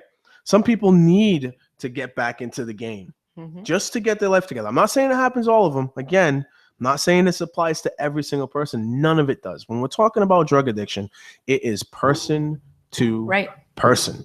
That's it. So when I see this big sweeping thing, I think the intent is good. I think maybe some people are using this as a platform for I just more think votes. it's money. It's possible. When I see that, that's all I Right, and it's possible. way to get more money from the state or the government, the federal government, to create grants, to hire people to do nothing. It's very possible. I would never even argue against any of that. But what I am saying is I think a lot of this politician stuff, it's used as a platform. Mm-hmm. Right. I think we know people in particular around our city that use drugs as a platform to keep themselves relevant politically, period. Anyway. I think it means something to them. So perhaps. I differ on that. Oh, yeah. We will definitely differ on that guy. Anyway, Senate on Thursday joined the House in unanimously approving the bill that would limit initial painkiller prescriptions to a 7-day supply and set an evaluation requirement within 24 hours for overdose victims seeking help at hospital emergency rooms. It would also allow patients to fill only part of their painkiller prescriptions at a time and require schools to verbally screen students for potential drug use. The bill is now on the desk of Republican governor. Wait a second. Wow, Republican governor Charlie Baker, who is expected to sign it when he returns from vacation. Republican governor Charlie Baker. Interesting. I just need to. Yep. Where were you reading the part? Right up there, right up top. All right. Yeah. That's what it is. So it allow patients to fill only part of their painkillers. No, the school part. It would allow for patients. It would also allow patients to fill out part of their painkiller prescriptions at a time and require schools to verbally screen students for potential drug use. Could be some government involvement there, huh? Invasion of privacy and whatnot. Schools to verbally screen students. Yep. Verbally. Yeah. Are you high? Nope. No. All right. We're good then. You know. Have a good one. There might be, you know what? There might be language in policy that says that they can't do that. They can't even ask a kid. So maybe they just change that. I have no idea. I'm just guessing out here right at this point. Well, I just think anybody going, it's for jobs. It's for jobs. Whoever goes into the school is going to have a job asking people. Doesn't mean anything about what is that going to help. Yeah, it might not help anything at all. You know? Okay, so. Why has there been such attention given to opioid abuse? That's a really good question, Associated Press. Massachusetts has been rocked in recent years by a spike in the number of opioid-related overdose deaths. Between 2012 and 14, the number of confirmed unintentional opioid overdose deaths jumped 65%. Wow. To a total of nearly 1,100 in 2014. Actually, I remember reading death after death after death last year. It was crazy. It was a lot was happening in Rhode Island too. Yep. And they said that there was some kind of bad batch of heroin out there that was just knocking people down. I don't know. It always it always 65% spike in 1 year. That's pretty insane. The final number will likely be even higher. The estimated rate of 17.4 deaths per 100,000 residents for 2014 is also the highest ever for unintentional opioid overdoses and represents a 228% increase from the rate of 5.3 deaths in 2000. Preliminary data for January 2015 to September 2015 suggests a higher number of overdose deaths than during the same period. So there's a lot of deaths going on. As a matter of fact, that's even brought down to our city council level. People talking about opioid deaths, as we already talked about. With Linda Pereira mentioning that as well. Why does the bill focus so much on prescription painkillers?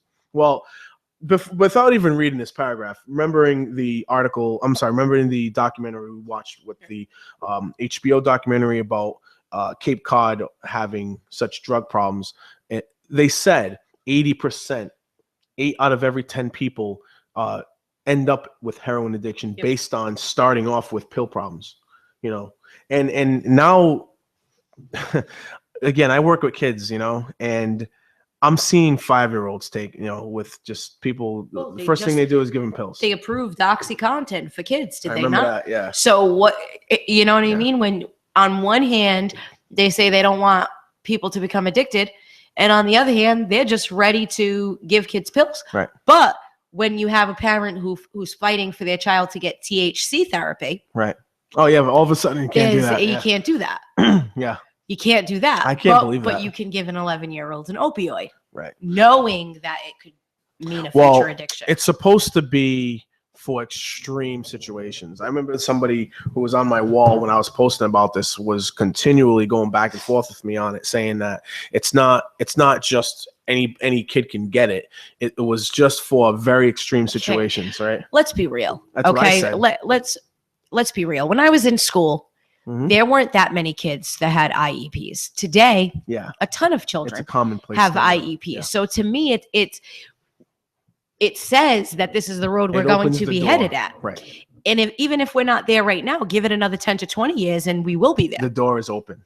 Yep. We will be there. Yep, the door is open, and I agree with you on that. But the go-to move now when a child has a behavior is to just throw a pill at them, Mhm. throw a prescription at them, Adderall, Ritalin, you name it. That's All what of they're them, getting, yep. right? Antidepressants in kids. I mean, And if they knew anything about that, right? Like, or bipolar, Mm. that can't even be their brains aren't fully diagnosed developed yet. until they're into Right. adulthood. Their brains aren't even fully developed So yet. how are you giving meds for a child for being bipolar when they What can't even tell? What it does for me, what the problem that it presents for me personally is that, and I'm seeing this, is that there seems to be an indoctrination of just starting early, dependency on drugs, dependency on a pill, particularly. That will lead, and we've already said it, we've seen it. The pill addiction and the pill dependency leads immediately to heroin addiction. 80% could go higher. So I have a huge problem when I see a 5-year-old getting diagnosed, and the next thing you know, they're just Mhm. throwing them a cocktail full of pills.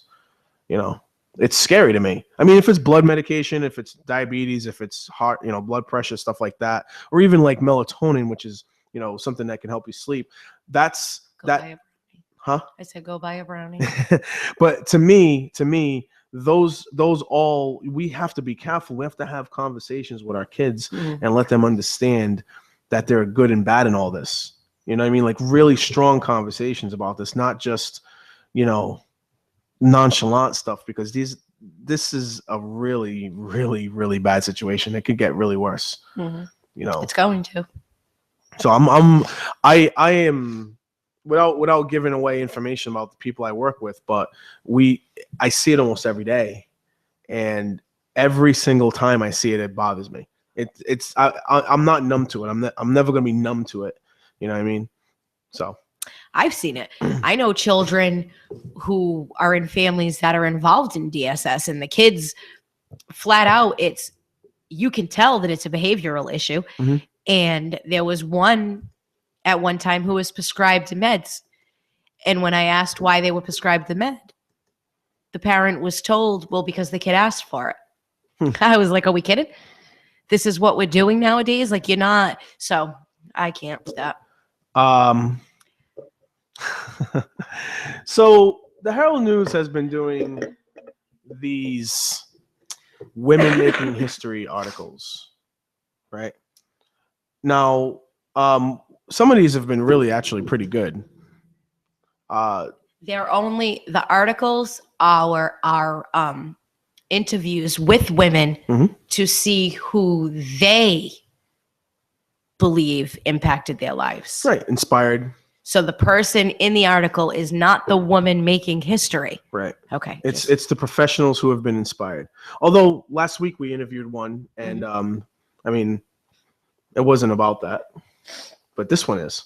So Kathy Ann Viveris, Fall River City Administrator, was interviewed, and her background is Boston College. She went to Durfee, graduated Durfee in 1970. All kinds of community involvement stuff like that. And asked about what women inspires you and why. And she said, there have been a number of women over the years who have inspired me, from Rosa Parks to Gloria Steinem. They all champion equal rights. Today's woman would be Hillary Clinton. So she's a big Hillary fan. I want her to break the political glass ceiling and become the first woman president of the United States. Hey, what if I interviewed that way in 2012? Somebody interviewed me, and I said, hey, you know what? I want Obama to be it was 2008 now, right? Be the first black president of the United States. Doesn't matter if they're qualified. Yeah. Doesn't matter if they would be a good president. Let's just vote for him. Yep. Is there a glass ceiling in the political arena? Yes, there remains a glass ceiling in the political arena. We've never elected a woman mayor in Fall River, a woman governor of Massachusetts, or a woman president of the United States. I was never elected mayor, despite 5 attempts with an exclamation mark at the end of it. I must accept that gender played a role in these election outcomes. So she feels she lost. Or not. See, I don't. You know how I am about that stuff. I don't. She lost because she's a woman. Not true. She feels it played a role. Well, I could tell you that you didn't get my vote, but it had nothing to do with you being a woman, or I just didn't believe that she would make a good mayor at the time. Do you think she would make a good mayor now? Not at all. I'm so glad we dodged that bullet. If she was up there though, oh man, that'd be interesting. Well, I've just seen her protect several people, so loyalty. She has crazy loyalty, which is great that she's got loyalty, but it's to the wrong people. How are you empowering other women in your workplace or your personal life? By requiring all my employees, both men and women, to set goals. I am making their success measurable. These goals challenge them and encourage them to take responsibility for their performance. Their most valuable reward will be confirmation of their abilities and so forth. Hey.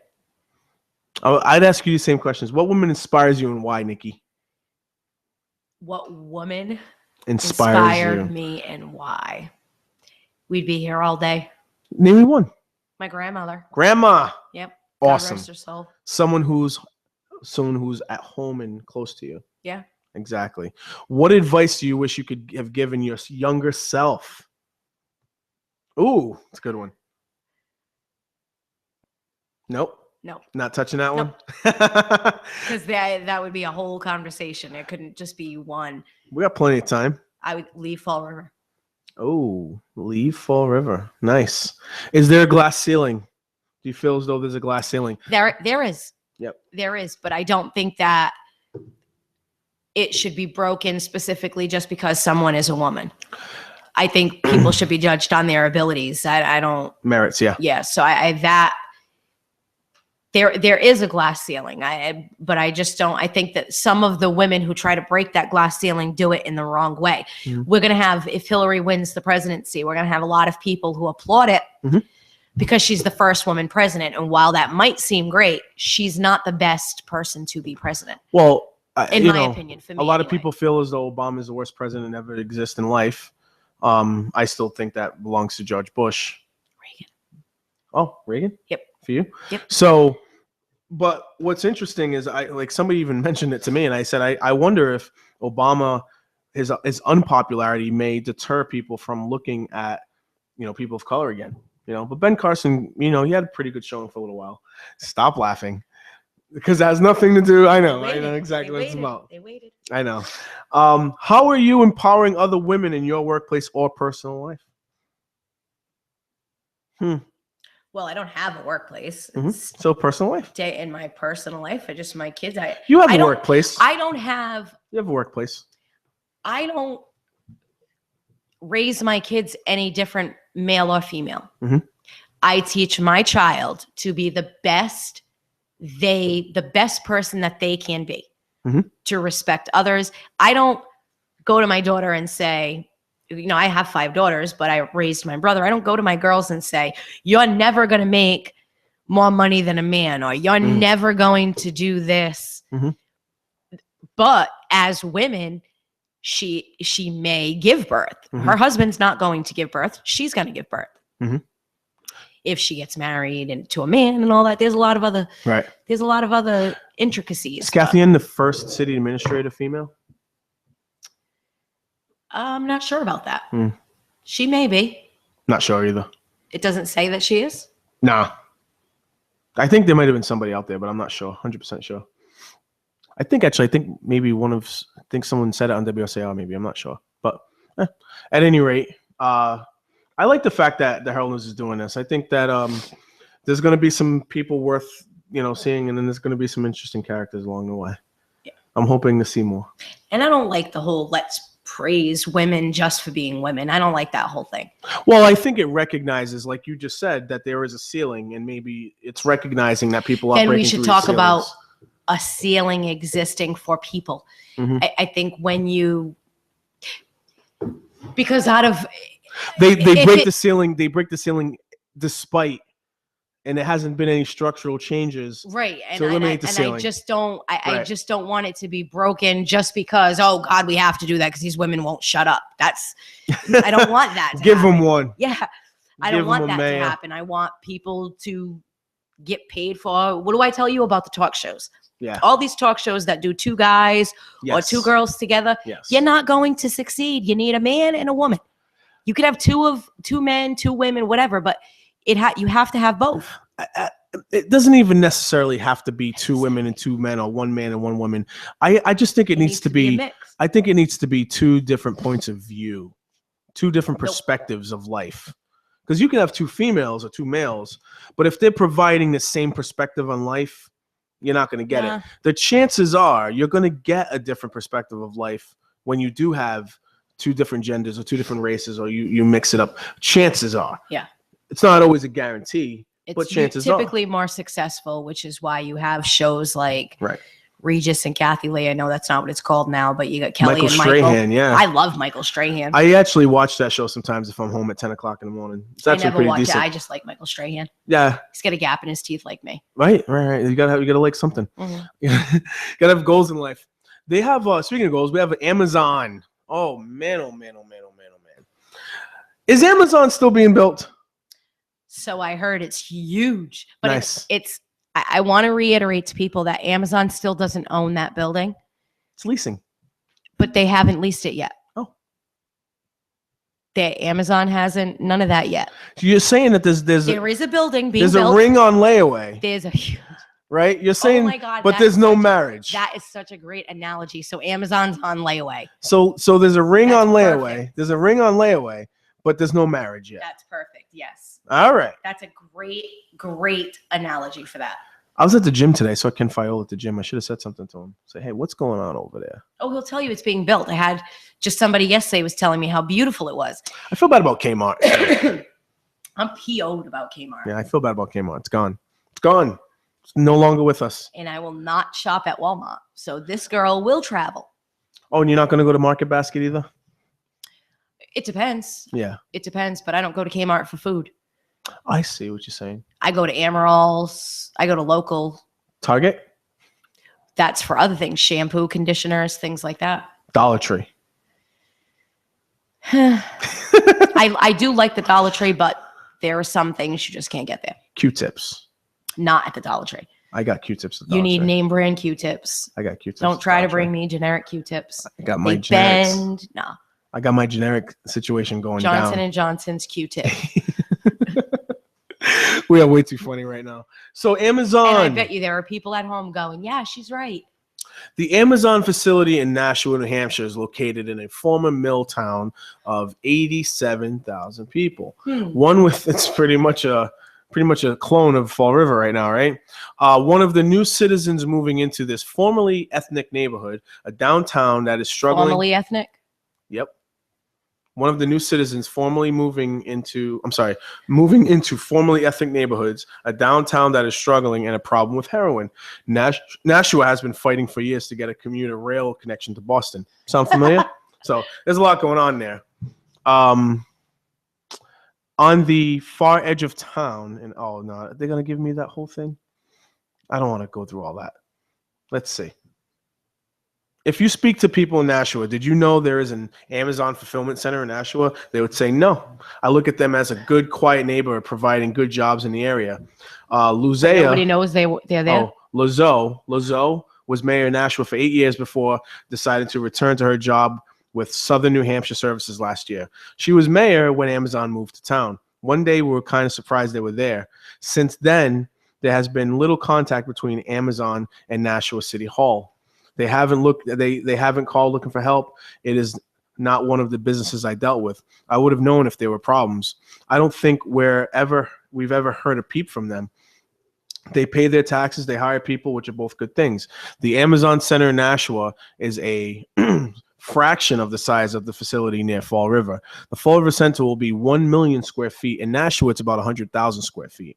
From the legislative side, I don't think we ever saw anything come before us. The land was zoned for that use. There were no tax breaks. New Hampshire does not allow such a way to do with tax agreements. There are agreements when you restore historical property or greatly improve a property. That wasn't the case here. Father Michael Kerper, who is the pastor at St. Patrick's Parish on Spring Street in the heart of Nashua.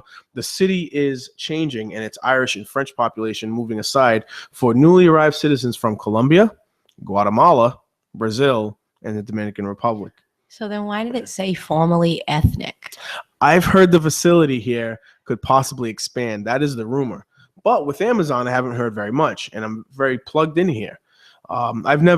I almost never hear about Amazon. I really don't know anything about it. So there's a lot of this and that going on. In Fall River, it seemed almost everyone knew about Amazon before it even, right? Before they even knew it was Amazon. The Fall River Office of Economic Development started work on a project when they knew only that a big company needs a site for $1 million square foot warehouse. The proposal then was Project Kayak. Kayak. Okay. I don't know how to read anymore. The deal died and was revived again by Froward's executive vice president, Ken Fiola. It died again in the waning days of the administration of Governor Deval Patrick, but Sam Sutter, newly elected mayor of Fall River, worked with Charlie Baker, the state's new governor, to bring it back to life. Right? You got this? I knew that's where they were headed. Oh boy, I'll tell you. Since October, when construction began, the facility has been growing to an astonishing rate. Robert Melian, the CEO of the Fall River Chamber of Commerce, said every week it takes another second or two to drive by the completed walls while he heads down Route 24 south. Amazon is seen, yeah. It takes them a second or two more because it's building, it's expanding. So it takes them just a little bit more to drive by it. Do you understand? To drive by it? Yeah, like it takes a little bit more for his car to complete a passage past it because it's expanding every day. To leave Fall River? I don't know. To go tomorrow, maybe to go. Oh, he's heading south, so he's coming back to Fall River. Since Amazon is seen as a company to help Fall River emerge from its past as a mill town and into a post-industrial future. That is where Fall River and Nashua part ways. While unemployment in Fall River has remained stuck near 10%, in Nashua, the unemployment rate is steady between 3 and 4%, lower than the state average. It's not easy for companies to find employees here, Lizzo, the former mayor, said. We have a low unemployment rate. It's nice. Everybody, that's Nashua, New Hampshire, just in case anyone wants to know. With our jobs, don't move there. We have a third manufacturing, a third technology, and a third retail and service. The mix has helped us through tough times. That's not a bad mix right there. I like that mix. I'm telling you. I don't have any of their stats in front of me, so. But a skilled workforce tends to be a problem. In Fall River, Amazon is looking for 500 to 600 workers. Most of the jobs will require a high school degree, a clean drug test, and a physical ability to lift and move packages, local officials say. The city and the Fall River Career Center are already accepting applications for work and planning job fairs in June, July to establish a hiring list in Amazon. So remember that, guys. The city and Fall River Career Center are already accepting applications for work and planning jobs fairs in June and July to establish a hiring list for Amazon. To establish a hiring list? Right. It seems like a lot. So wait a minute. They're establishing a list to establish a list? They're going to go with the city and the Fall River Career Center. To establish a list. To have a job fair. To basically get applications, which is a list. In June and July. June and July, everybody, to establish a hiring list for Amazon. I want everyone to know that. I want July. I want these career centers and I want these job fairs to be bustling with people, just because of what we said just now. No, I want to see people busting their butts to try to get a job. I really do. We need it. We need this. In Nashua, I still will not say a peep until I know that they're coming in for sure. I agree. When we have the businesses closed down, they open and they close, okay? And we don't have to go through grand opening, grand closing. Yes. Within 2-3 years, how can they expect anybody to be happy about it? I'm very cautious. It looks to me as though the Nashua, New Hampshire government doesn't get in the way of business. Right. And we don't know how much housing they have. There's just to compare it to Nashua. I hate when they do that. They just went with population and ethnicity. Yes. And they're not even, and when you go back up to that article, it says that it's not even as ethnically diverse. It changed it. What did it say? It went from French and Irish to Which would be Guatemalan, more. Brazilian. Yes.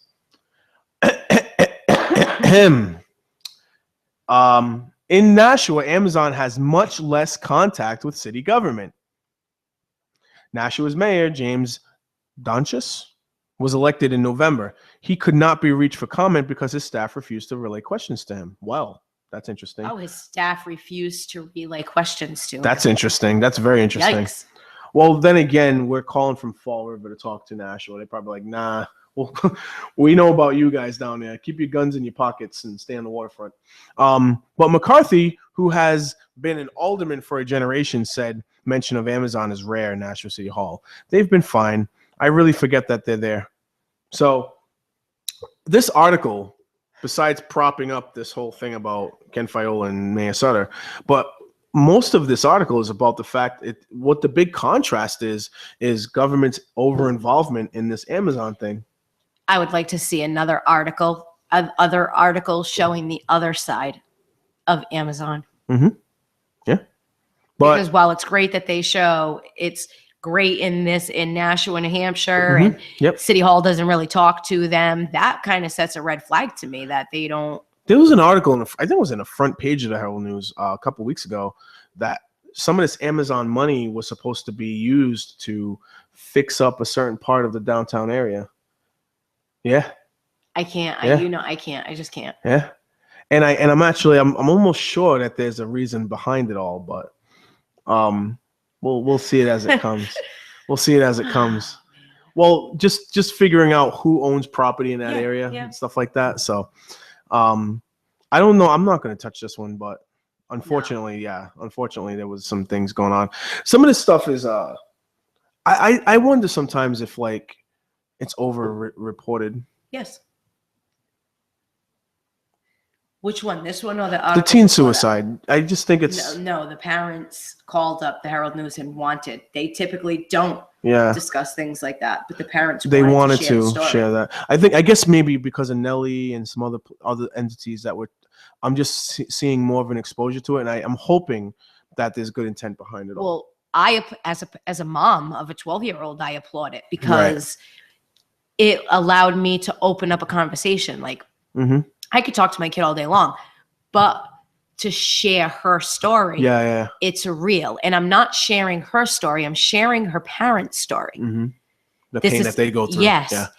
Afterward. And in the article, there's several things that are mentioned in the article that as a parent, I appreciated because they're things that I might not have looked for. Right. So I do appreciate it.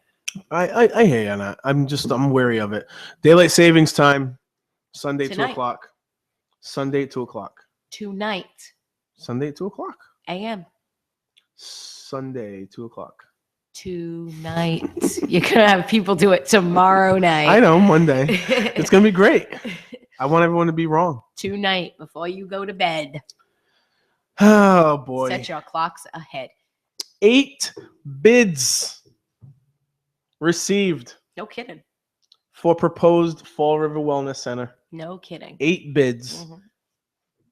So it might not be $5 million. It might be less. There's a couple of companies who build around here. Oh, you don't say. Well, the companies which submitted RFPs are Health Stat of Charlotte, North Carolina, In-House Physicians from St. Charles, Illinois. I can't. Immunization Matters, Cumberland. Oh, God, that's horrible. Immunization Matters, Cumberland, Rhode Island. Concentra, Fort Lauderdale. Hey. Marathon Health in Winooski, Vermont. Cerner in Kansas City, and Care Hair with an exclamation mark at the end. Brentwood, Tennessee.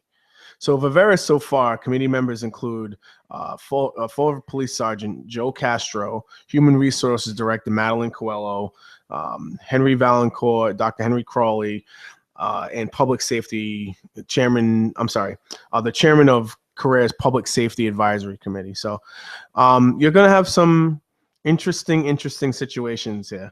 The RFP was advertised indicating a proposed 3-year contract with a vendor of approximately $5 million annually, and the city will provide the location and build out of the proposed site, including equipment. The selected vendor would provide staffing and medical and prescription drug supplies. I can't even. The Bank Street Armory has been proposed as a possible site. $5 million a year, but we're in a shortfall. Well, there's supposed to be savings from the insurance side. Yeah. They They have their own workman's comp doctors. How well is that going for them? Oh man. So let's see. The other goal is to keep healthcare costs down, partly through prevention. The city, which is self-insured, pays 75% of healthcare costs compared to employees' 25% contribution. So are they What a saying deal. that to keep public city employees, it costs us so much money? What a deal. What a deal. Yep. Yeah, not happening. We're so backwards in the city, man. Not just city government in general, not just city government, all over the place. We just rob Peter to pay Paul all day long. Yep. It's crazy. Well, they what they're prop doing. up. It's like propping up only certain members. So here we're going to prop up all of our city employees, and the rest of the city can just. I'm sitting here with a swollen cheek, with an abscess in my mouth because I don't have any insurance at this time, so I can't really get help, and I don't have the cash to pay for it because I have to pay for my daughter's medical out of cash because we don't have health insurance. Crazy. And well, it's just too expensive for us to buy. I just can't afford it. Mm. So when I see stuff like that, it's kind of like, come on, you know, give me a break. I got the what you think for everything. Hey, actually, if I'm not mistaken, I think that there was some type of proposal to have like the waterfall back in like the downtown area.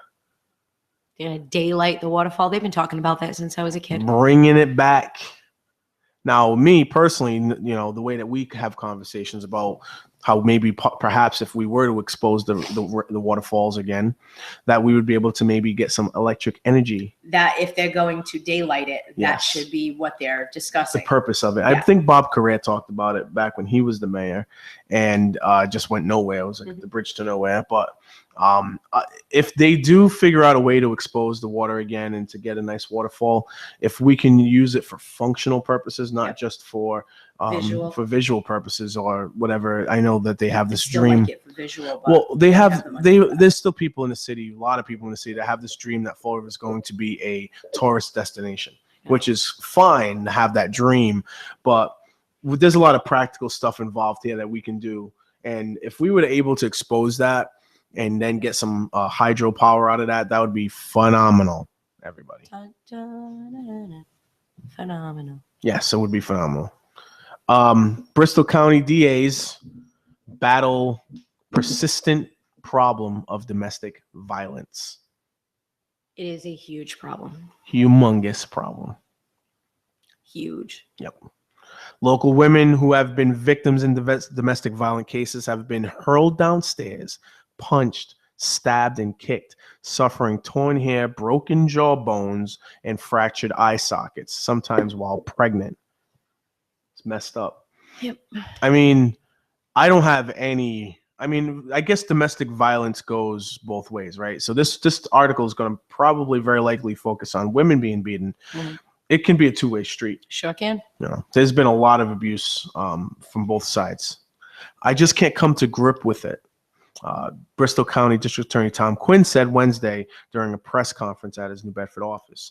The press conference was organized to highlight the Bristol County District Attorney's Office participation in the Massachusetts White Ribbon Day campaign, a long-year initiative sponsored by the Massachusetts Coalition Against Sexual and Domestic Violence that raises public awareness for domestic violent issues. I meet up with this group actually when I was cleaning up the neighborhood today. I ran into one of the kids. They have a youth violent prevention group that meets at least one Wednesday a month down at the Boys Club. It's actually not bad. I wish you had time to go. I was telling another friend of mine, Melissa, about it as well. that it's actually worth sitting in. And you'll see Edward Costa was there on a handful of them, and Coogan's there. He's been through all of them. Les Panchley's been to him. Jazel's bounced in and out every once in a while when he has the time to get in there too. And it's all those kids that were then when they had that big forum at Cuss. All those kids are there. And I ran into one of them today, and I saw them. They asked me to perhaps do a presentation there. I'm not 100% sure what I'm going to do yet. I have ideas. I think it's going to be, I'm going to talk about racism on a scale that I think isn't always touched, and a scale of like what's white and what's black to people. Thank you. You know what I mean? Yep. I think that we talk like racism isn't always just a burning cross on your front lawn. And I mean, clearly that is, but that's not just it. I mean, there's a lot of different ways that racism can be interpreted and absorbed by a kid at a young age, never mind as adults. Especially with our children now that are more mixed race than ever. Right. So I was thinking about of saying like, how does a person act black? Like, can someone come up to me and show me how a person acts black? Define it. Define white. Right. Yeah. You know, when you grow up as a kid and you're not considered white, and then all of a sudden you're an adult and you're considered white, it's like. And just like racism, and just like a lot of our problems, social problems that we have, they're learned behaviors. And going back to this with the domestic violence, it's a learned behavior in a lot of cases. I don't say everything. I'm smart enough to know, not to say 100% of the time this is applicable, but I will say that in many cases I've seen it's a learned behavior. How, and I have a front row seat to a lot of this with kids since like 2009, 2010 or so. I've had a front row to this with kids when it comes to watching how a father treats their wife, or watching how a husband treats the wife and how the kid picks up on it. And if the father's swearing at the wife, you can guarantee that kid's going to start swearing sooner or later if the wife is allowing it to happen. And again, that's where you have to take ownership and say, I'm allowing this to happen and I'm not going to. It's easier said than done in a lot of cases. It is. But making that effort to say, I'm not going to do this because, number one, it sets the wrong example for my kids. You know what I mean? But it's a learned behavior in a lot of cases. Racism, just vulgarity in general, bad behavior, how to handle stress, all these different things. If your child sees you handling stress a certain way, you can guarantee that child's going to pick it up and handle stresses in the same exact way. That's why a lot of people always point to parents a lot of times when these things go. It's not always applicable. It isn't. But sometimes that's the first place that people go. It's logic sometimes. So anyway, flanked on both sides by prosecutors who are assigned to handle domestic violence cases throughout Bristol County, Quinn also used Wednesday's press conference as a forum to highlight this office's efforts to combat domestic violence by specifically targeting repeat offenders with multiple arrests. The district attorney's office monitors 156 men identified as high-risk offenders. According to Quinn's statistics, those offenders have victimized 569 victims and have had 869 protective orders taken out against them. You posted something, Nikki, on your wall. I post a lot on domestic violence. Well, it wasn't necessarily domestic violence, but talking about learned behaviors, sexual abuse. You posted something that caught my attention. The heart symbol on a toy. Yeah, the double heart, the pedophile. Yeah. It's a pedophile. Woman went to a monster truck event, and she had seen, they went and they looked at the merchandise that they had for sale, and there was a stuffed pink truck there. And the mom was like, oh, it's for a girl. And she was with her daughter. So she had purchased it for her. She had gotten home. Her older daughter actually had said, Mom, I've seen that on Law and Order. Special I've Victims seen Unit? that, honest to God. I've seen that on Law and Order.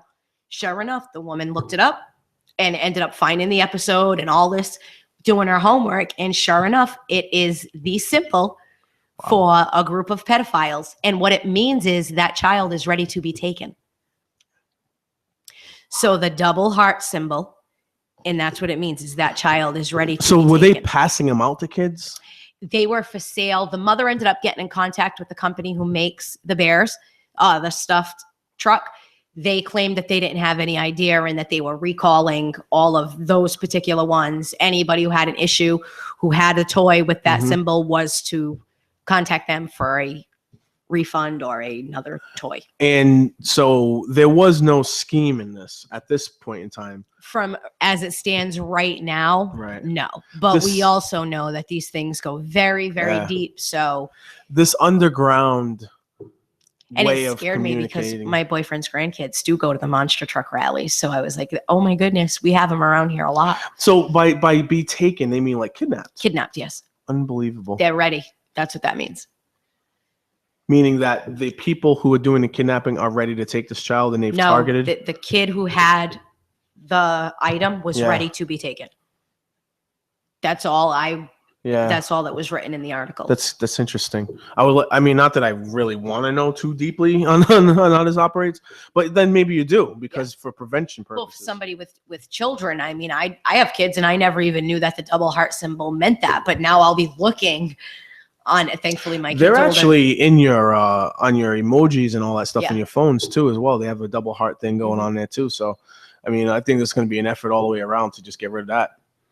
But then again, don't you want to know more so that way you can be more aware? Yeah. I mean, these people are sick. Well, I just wouldn't want my kid running around with a toy that had the symbol for pedophiles on it.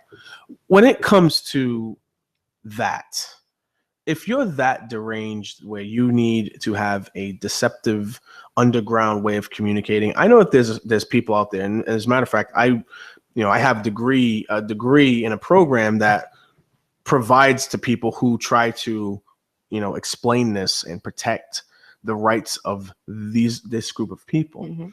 And there's a part of me that just gets personal on it. I can't find myself. I could never, if I got offered a position to do this kind of work, I wouldn't be able to do it. Yeah, I agree.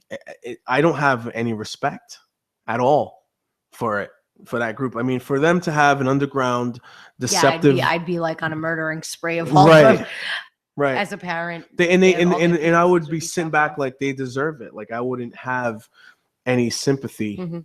There's no sympathy in my heart. They're sick and they need help and blah blah blah. And I'm like, they are literally going through the process of deceptively communicating with each other Mhm. with the knowledge that they know it's wrong.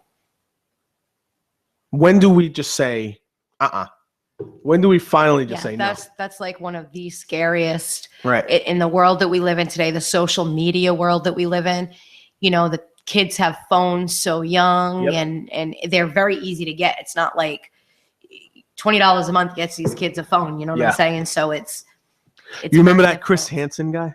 Yes. That was one of my I favorite loved shows. it. Yeah. How to catch a Yeah. How to Catch a Predator. Is I that was the name? I would work 12-hour shifts. I'd work the night shift a lot of times. So like be 7 at night till 7 in the morning. Mhm. So we were allowed to have the TV on in the background when we're up, because anything to help you stay awake and things like that.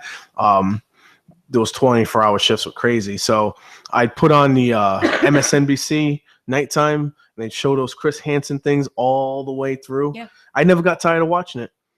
Well, because How to Catch a Predator was called. Like, how do just like that, and then they want to bolt, or they say, no, that's not what I came here Yeah. for. Like, that's exactly what you came Yeah. here for. Right. That's And they why got- I tell you, I'm nosy. I am a nosy mama. This one guy on Chris Hansen, How to Catch a Predator. This one guy had a bottle of vodka in his pocket, all kinds, condoms, all this Drugs, stuff. too. Yeah, drugs. You must have seen that. Yeah. Then I'm thinking he had it all on him. Yeah. And he's like, "Oh, I was just coming over to tell her Yeah. that What to is she stop." doing wrong? Yeah. Tell her what she's How doing dare wrong. she? How dare she? Yeah. They have caught people who've had ropes and things in Yes. the cars. Like, that's when, like, it's Yep. truly scary thing. And along the same subject, I'm not sure of the name of the guy. There's a guy on YouTube that does, he goes and he finds parents and he says, listen, can I do this to see if your child, Yeah. and he started like talking to kids online, Mhm. and he literally has gotten them to leave their house. There Oof. was one girl, Scary. she was probably like 13, I think. Wow. She left her house. The guy says, I'm going to go pick you up. Okay. Left her house, Wow. got into the van. Jeez. The guy that was in the van was not the picture of the same guy she talked to, but she still got in the van. her parents were in the back of the van Wow. and they grabbed her from behind. Yeah. So she would think that she was being kidnapped. Yeah. I think I would kill my kid. I Yeah. cried. I made my kid come watch it. I'm like, you tell me you're not going to do it, but look, they said the same thing. Like, Wow. you can talk to your kids all day long. You still got to watch them. I'm a lunatic when it comes to my kid. You know that. I'm a lunatic when it comes to watching my Supervision. kid. Well, I figure by the time they're about 32, you should be fine. I let it go. 18, 19, 20. My oldest is 20 right now, and I'm pretty good with her. I still watch her a little bit, but they know that. They must know it comes from a good place, right? When they're 20, they know it comes from a good place. When they're 12, 13, not so much. Oh, man. When they're 12, you get the eye roll and the I know, Mom. I'm not going to do that, Mom. But so this district attorney's office monitors 156 men identified as high-risk offenders. These offenders have victimized 569 people. Yeah. And have 869 protective orders taken out against them. 869 protective orders. Taken out of 156 men. That's insane. That's over disgusting. 9 a person, right? They have also been criminally charged 8,414 times. They don't belong in our neighborhoods, Quinn said. They belong in prison cells, especially the ones who are repeat offenders and whose savagery cannot be tolerated. What do you think of that? I don't know anything about it, so I can't come up. I mean, I could say that they deserve to be in jail all I want to, but I don't know their personal stories. I don't know anything about these guys. I mean, of the 156 guys and the 8,414 times that they've been criminally charged, do you think that there was some in there that was this is domestic violence. We're not talking about children and right. kids and all that. We're talking about domestic violence between men and women. And I can say that I've seen things on both sides. Like right. I've seen men get charged for domestic violence when they haven't lifted a finger. Right. And then I've had in my past, my mom was an abused woman. Mm-hmm. So I'll say from my experience, it was very difficult to be a kid. And the police back then, the laws were very different. So the police at times would take it into their own hands, mm-hmm. and he would catch a beating. Right. He would literally catch a beating. And I as a kid, I was kind of grateful for that. So going back to this real quick. But like I said, I've seen both sides. Yep. I've seen men get arrested just for pulling a phone out of a wall. Yep. They took that as intimidation. To me, that's not really intimidation. That might have just been somebody's pissed off. They pulled the phone out the wall. I'm a mandated reporter, myself, mm-hmm. my job. I've seen situations where fathers or stepfathers have punched walls, and that's not reportable. Right. So for somebody to get arrested off that's right. crazy. So that's where I'm saying I would have to see their records first. So I can't make any kind of a judgment. I can say though, when you're talking about 100 and some odd people and 8,000 times. Yes. Are the criminals the only one to blame, or is the system to blame as well? That's exactly right. I mean, when you look at that.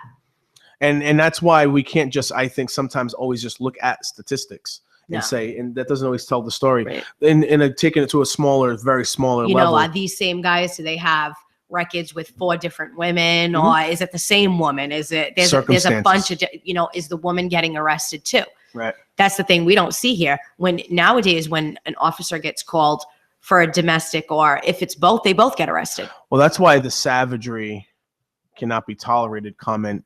It's interesting. Not to say that he's wrong. Mm-hmm. I'll bet of the 8,000 times that we've seen these people go down, I'm pretty sure there was some savagery going on. Sure. You know absolutely. What I mean? So it's just I wonder how much do you as a DA, as anybody involved in this, do you curb your, like for me and you, like I told you, like I would not be able to work professionally. Yeah, I wouldn't either. With child abusers or child molesters. Mm-hmm. I wouldn't be able to do it. And I come from a field where I'd have to be able to, set aside my personal feelings for it.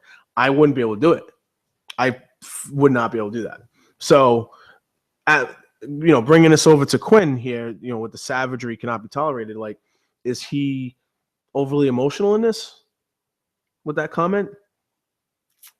or is he going to be able to keep an objective Well, eye? I mean, that's What if one of these 100, what if 155 were was guilty? he quoted as using the word savagery? Oh yeah, they belong in prison cells, especially the ones who are repeat abusers and whose savagery cannot be tolerated. No, because savagery it's a definition. He's not calling them savages. He's Okay. saying whose savagery cannot be tolerated. Okay. So if they're doing those things, then it Then they shouldn't be need to tolerated. go. All right.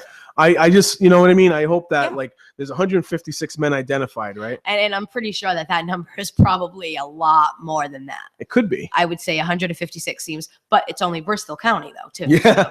Yeah. It's not the entire state, No.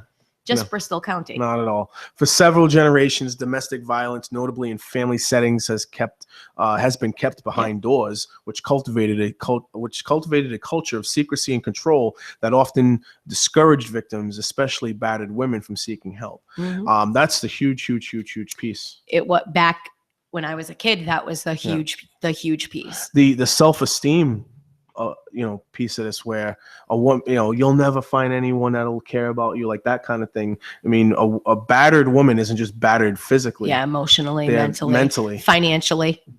That's huge too. That's enormous. Yeah. Like, especially Financial actually abuse happens more than people even think. it's probably more than any of it, Yeah. because a woman dedicates, I mean, when we're talking about the stereotypical household, Yep. where the man is the breadwinner and the woman stays at home with the kids. Especially, when you're talking about like the 50s and 60s, especially, you have a situation where that woman, if she wants to leave, she doesn't even have the resources or know Mhm. how to access those resources to get away from that kind of thing. A women's shelter isn't always the safest place either. No, yeah. No, especially with kids. Yeah. You know what I mean? And we see it now. I mean, how many people are living in hotels and motels because they're homeless, and Yeah. a lot of them are battered women. Yeah. I mean, it's a tough thing. So there requires a high level of understanding when the situation comes across you in your personal life. Mm-hmm. I think we all need to be understanding to that, and not just dismiss it and say, oh no, they'll be fine, they're just fighting, you know what I mean, stuff like that. Like, no, there might be something there. Yeah, we had my oldest actually call me a couple weeks ago because she thought that her neighbor upstairs Mhm. was getting abused, and she didn't know. She's like, "Mom, what do I Yeah. do?" You don't want to And I said, impose. "Sweetie," I said, "that's a tough one." Mhm. I said, because they could just be arguing. That's it. I said, and she could be throwing things or he could be throwing things. I said, if it's a little out of control, call the police. Yeah. I don't care. You know what I mean? Call the police, because it's just not, Is that you and me? it's you. I got a text message. I do get a text message. I like when we get text messages during the show. All right, come on now. But is it one for show purposes, or is it just for Nope, personal? it's definitely not for the show.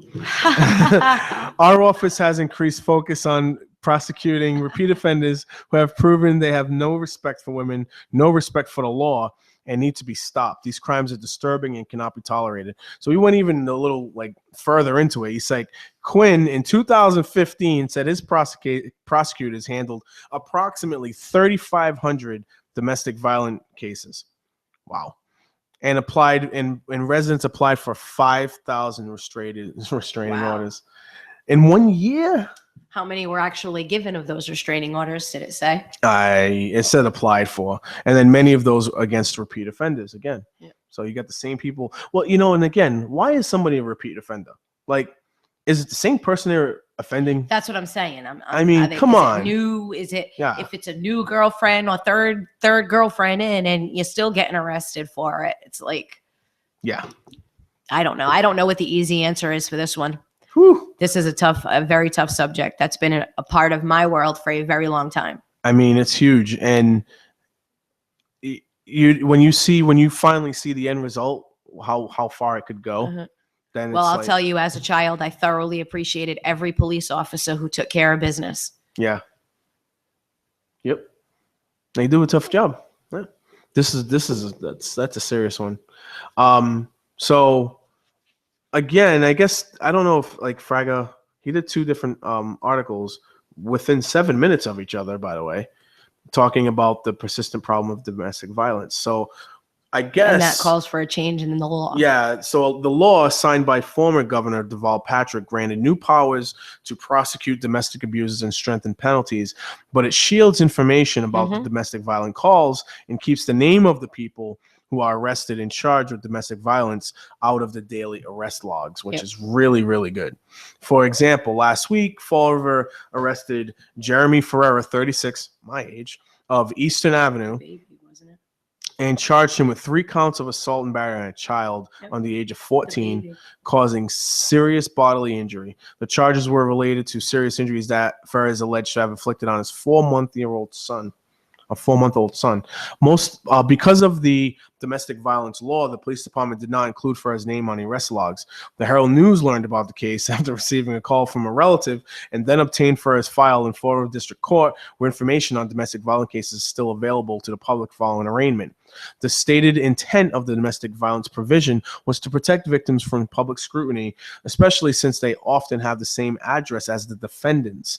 However, critics have raised concerns that the amended law also shields information about domestic violence offenders from the public. Quinn said he supports the changing of the law to allow police disclosure of defendants charged in domestic violence cases.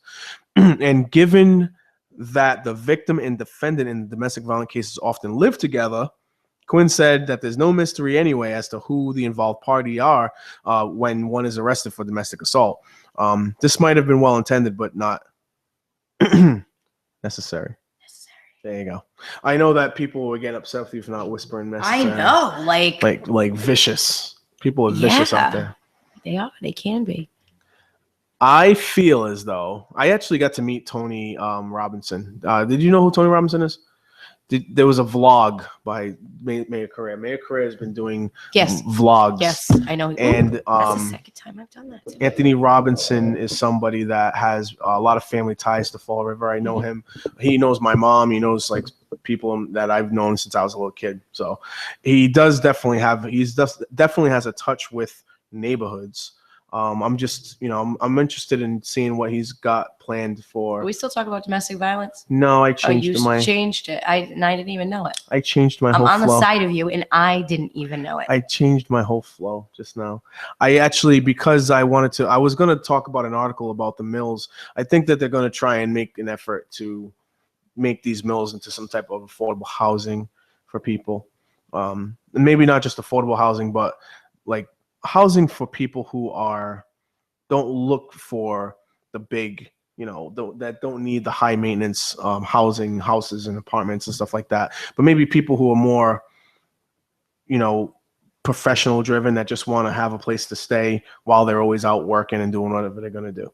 So he wants to try and reach out to that crowd of people. I actually talked to Anthony a little bit, but we didn't touch on that yet.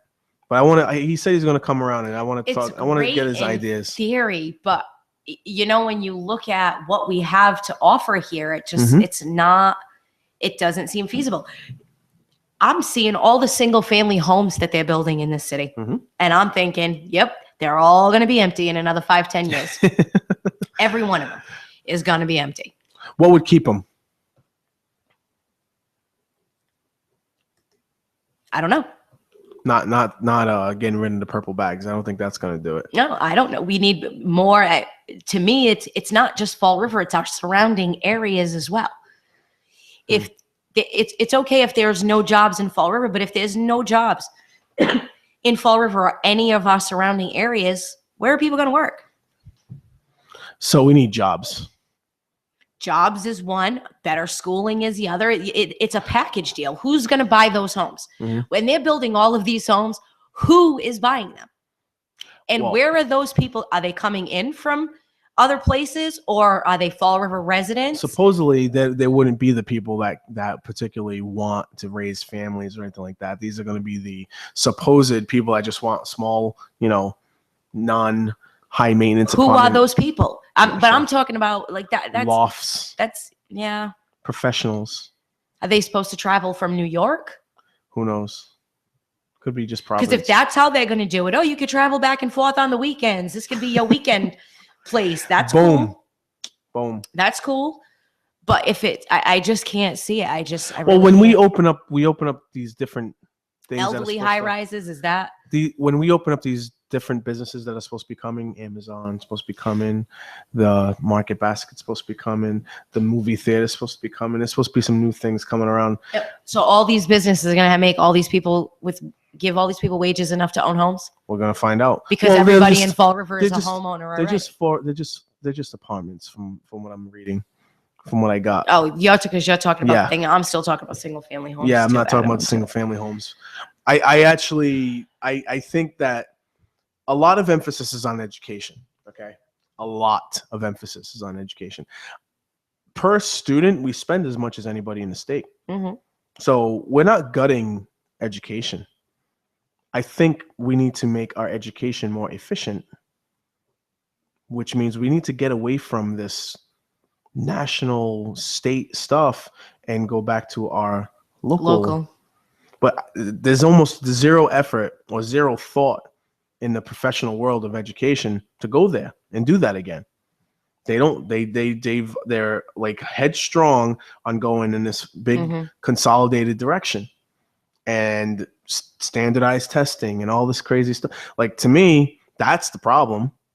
That's been the huge problem. Taking manufacturing out of Fall River has been the biggest thing. Yes. right? Yes. But we never adjusted. Other places could adjust. We haven't adjusted. And I need to say this. Manufacturing is not dead. Mm-hmm. It's not dead. Mm. People who buy products, those products are still manufactured. Mm-hmm. It's not dead. It's just a lot of the jobs have left the country. Yeah. They've left in droves. Mm-hmm. A lot of the jobs have left, and then you tack in that commercial taxes, the tax base, the income that we were getting from that decreased big time as well. It's easy to say too, like, I'm just sitting here thinking, like I said, job creation. Like, yeah, we need jobs, but who the hell is going to create those jobs? No. If there's no job that's needed, if there's no job that's necessary, Uh-huh. why would jobs be created? Like, everybody's like, oh, there are plenty of jobs, but there really aren't. Maybe they're just not. You supposed open to up that state website, and there's a bunch of state jobs, or there's a bunch of city jobs, government jobs. Yeah, Government bunch of jobs. supposed government jobs available out there. I go on Indeed.com. I don't go on it anymore because I have the job that I'm looking for. But my last 4 jobs that I've gotten, now 3 jobs that I've gotten were from Indeed.com. Yeah. Pretty cool. Yeah. There are a lot of websites out there that'll show you jobs, but you have to be qualified for them. And that's why education becomes the emphasis, because a lot of these employers at least they don't want just your degree. They want job experience. You know what I mean? Yeah, but what employers are around? Like, that's when everybody talks about jobs and education. That's great, but Mhm. where? It's I up to mean- the individual. Like, how are we supposed to bring that to Fall River? If they're out there, they're out there. I'm just saying, like I said, I searched and found jobs. Now, the 2 employees of the 3 that I found weren't in Fall River, actually. Mhm. Ended up driving out to Freetown for one of them, ended up driving out to Swansea for the other, Mhm. and then I finally got one in Fall River. But my job requires me to travel, and sometimes I'm not in Fall River for all my clients. I go from Fall River to Taunton to New Bedford most of the time. Even had some in Swansea and Somerset at one I point just in feel time. like the majority of jobs everybody has are government jobs. In here, in Fall River particularly? Everywhere, because It's even if you lucrative. trace it back,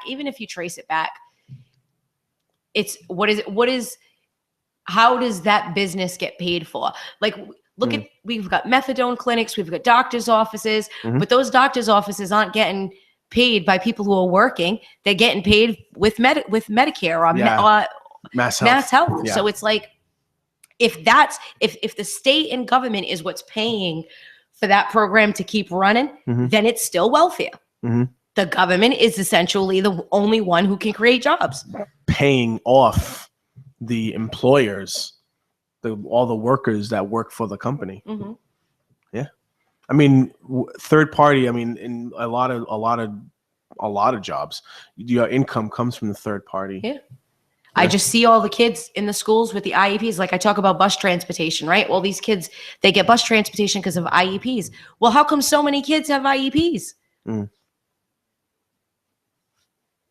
Diagnoses.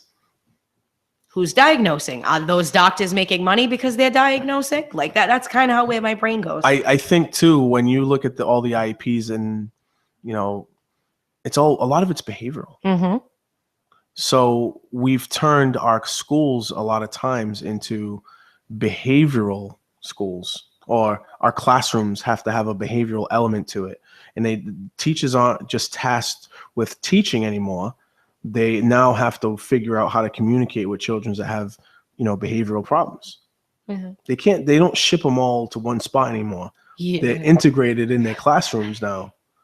They're pretty much shipping them all to the same spots. Oh, over there now? They're all getting shipped to the same spots. Well, I know that I have kids that are still integrated in. And I don't think there's anything wrong with the kids who have No. IEPs there, but I just think whoever is the one saying they need an IEP, or whoever there's, to me, I feel like there's a financial reason behind it. Oh, could be. But I know that there's still children that I've seen personally and worked with that are still integrated in a atypical classroom, even though they do need that behavioral attention. And again, it tasks teachers with that extra piece now, because now they're not just, you know, teaching math, history, science. They're also trying to communicate with a child that needs a specific way of being, you know, managed, especially behaviorally. So There's a lot. Mhm. There's a lot as to why we're not succeeding here. there's a lot of teachers that I've been able to have discussion with, and they say a lot of times, I'm a teacher, not a social worker. Yeah. I agree. Yeah. I'm a parent with a kid in school. My kid's teacher should be teaching her and not worrying about Yeah. Joe and him throwing a desk, or Right. I'm sorry, I can't. If Right. that's what they need, then there should be somebody. If we're going to provide that in school, then it should be classrooms for that. My kid shouldn't. And one of the least productive ways of handling this situation is to name, blame, and point fingers. When you have to when you have to watch, you know, your teacher say, oh, the parents are the problem, and then your teacher are pointing at the school and saying the school's the problem, and nothing is getting solved, and everyone gets distracted, and then the child doesn't make out at all. Yep. You know, so we unless, and again, live together, work together, succeed together, right? Just an example. My kid goes to school with this boy who lost his mom. Mom passed away. He's been acting up in school. They're just moving him out of the school. That's all they're doing? And I feel like there's an underlying I know, right? Now, if a kid lost his mom, if he's acting up, he needs to deal with the loss of his mom. These are young kids. I was 17 and I know what it did. That's all they're doing, is they're just moving and him they out of school? move him to another school. And And I'm thinking, like, does that because even and teach he the kids is that- acting out in class. My kid, straight up, he Yep. is acting out in class. Yep. But she's like, Mom, he's just sad. He's sad. He doesn't know how to discuss it. At 11 and 12 years old. I don't even understand. Well, we were talking about how a drug addict may need a different change of scenery, but a child with a behavior problem getting a change of scenery, you're running and the away. problem not getting addressed. Right, you're running away from the actual problem, because that's Problem not needs to be fixing it. addressed. Yeah. And that to me is not even a problem. Here we have a child who lost his parent. You can't just act like everything is normal. The kid's whole life has had to change. Right. And that's what I think we're missing a lot of the time when we talk about behavioral. Why are they, instead of, okay, here's the IEP, here's this, no, why are they behaving that way first? Figure that out. They don't need bus transportation. I watch kids in my neighborhood get bus transportation while their parents are sitting at home. I mean, it's just crazy to me. So when I think about that, it just drives me. Yeah. This city is just a mess. There's a lot of things that need to change. I have when I try to talk to the parents about working with a child who has a behavior problem, okay, I don't even talk about the child at all. I'm already talking about how the parents get along. Are they on the same page, or how to direct them? Everything, right? So bringing that to a bigger scale, when you look at schools and parents and the behavior piece to this, if parents and schools are butting heads, your child is not going to benefit from it at all. And I tell that same exact concept to parents just on an individual child, never mind hundreds or thousands of kids in a school program or in a district. Elementary. Do you know what I mean? Yeah. Like where everything is crucial at that point, where everything is a learned behavior, where they're going to pick up the things they pick up at 7 and 8 years old and 9 is going to be the way that they handle themselves in their teens and so on and so forth. You know what I mean?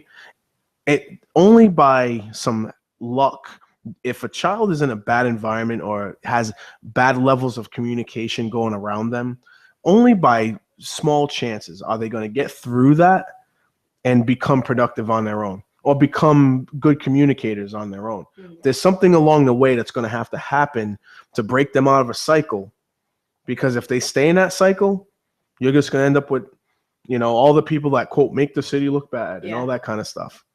That's what's going to happen. And we need to recognize this when we're arguing with each other over how to handle a behavior with a kid, when we're butting heads on how to handle an IEP, all that kind of stuff. And I see it every single day that I go out there and I work with parents and kids and stuff like that. When the most productive cases I've had, 100% of the time, not just 99, 100% of the time, the parents are on point with each other, and they are working with the school together collaboratively to reach goals together with the kid. Then we can start talking about the kid. When the parents aren't fighting and the school's on point and the plan isn't set in place and the kid is still going down a bad road, then we know where we can focus our energy on. But if we're going to point at the kid while the parents are swearing at each other in front of them, do you know what I mean? Yeah. Like there's no organization in the house. There's no one setting any standards. There's the homework done. Parents don't even know. You know what I mean? Some parents have to ask 50 times a day if the homework is done. Well, why not just contact the teacher and find out if you assigned homework this day? No, teachers assign homework every day. Well, not all of them do, but I'm saying if they do assign homework that day, find out from the teacher. Yeah, but I have to say, when you say find out from the teacher, what do you mean? How would you like that parent to find out from the teacher? Well, I had situations set up where I went to the school with the parent, got the email addresses, right? Got the email address from the teacher. Mom had it. We actually set up an account for her, right?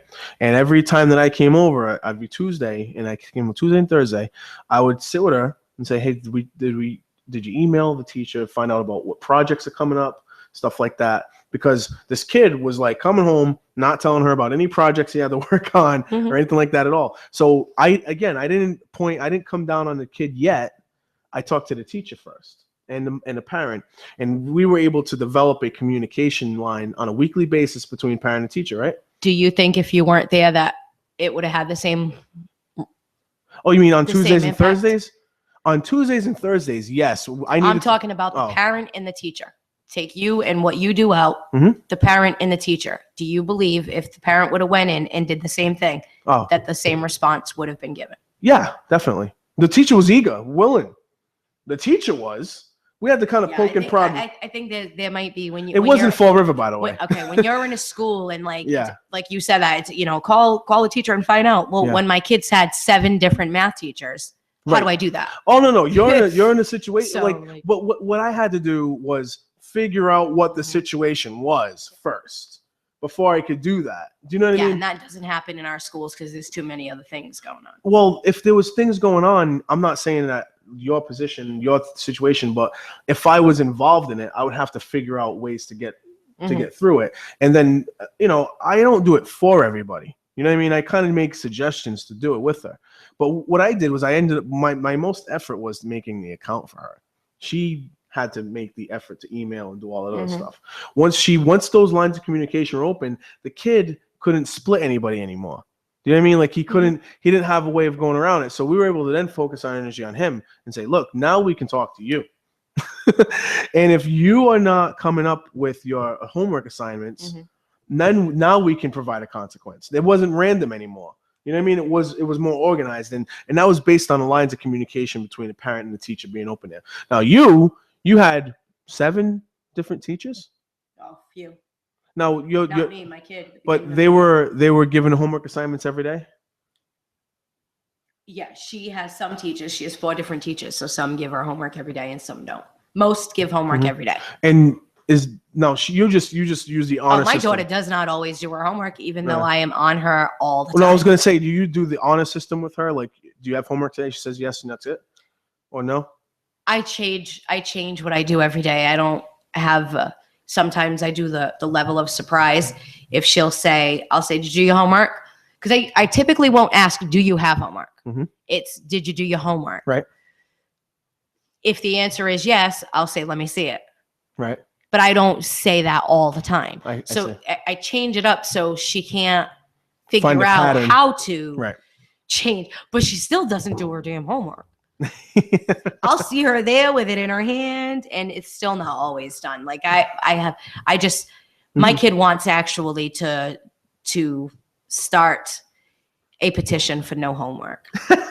She asked me if She's I could using help her with your that. methods of advocacy. And I'm like, oh my goodness, do I tell her no? I'm like, I have to let her do this. Like, if this is what she wants to do. Just tell her, prepare to be disappointed. Yeah.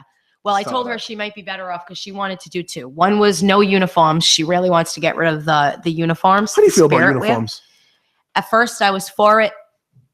Oh, so you John Kerry'd the whole thing, huh? I was Well, before I'm against willing it. to admit it. I thought it was a good idea once we actually went into it, and my daughter is growing like a weed. I can't. The pants situation is I can't because they want them to be khakis. Mhm. My daughter is not comfortable in that kind of material. She prefers cotton pants. Were stretchy pants. parents and students involved in the change to uniforms?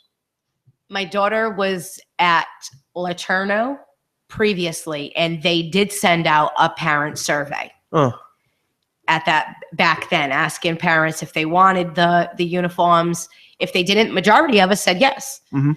I think I just like the t-shirt idea. I think if they got rid of the pants, like let the kids wear whatever they want to wear as far as pants go. Mhm. Keep it. They have their rules. Keep those rules. Nothing too tight. Nothing see-through. All that. right. But I don't like. I really don't. It's the pants. The t-shirts I can deal with. The pants. It's so much money. The way that my kid is, honestly, the way that my daughter is growing right now, it's so much money. Hilarious. So I'm thinking about this because the weather's so nice now. Oh, it's still too early. Too early for that one? I think, All right. Yeah, it's still too early. And I remember one of our first times we played music after the show. It was Spring Love by Stevie B. Yeah. That was awesome, by Yeah, the we way. love Stevie B. We're big Stevie B Yesterday would fans have here. been a Stevie B day. Why? Spring Love. We're right around the corner from spring. Yesterday was beautiful out. Today was beautiful out. Yeah, yesterday was better. You thought yesterday was better than today? Day before I thought was better. Day before was good. I was about to take my bike. You know, I was thinking, did you go bike riding this week? I might go Or tomorrow. did you lie? Did you go bike riding this week? I didn't go bike riding this week. Why? You said, because on Saturday you were like, oh, this week I'm going bike riding. I lied. I never. I wouldn't go on Saturday anyway because we do this on Saturday. 1 to 4 would be the No, perfect you time. were supposed to do it on like Tuesday or Wednesday. I wanted to do it Wednesday. I didn't do it. See, I remember. I wanted to. I couldn't. I called out of some things for work, and I had to take care of some things for family purposes. So Nice. couldn't do it. But tomorrow maybe. Life got in the way. Life got in the way of my bike riding. Definitely. Oh man, I don't know what to play right now. I was gonna play this, but you're right. Play that. No, we can you're- always play it again later on. Well, I like to play it during the wintertime too, just to All right. be on the funny side. But you know, I won't play it. How about that? No, we You could go old school with him though. If you went old school, parents just don't understand. sure.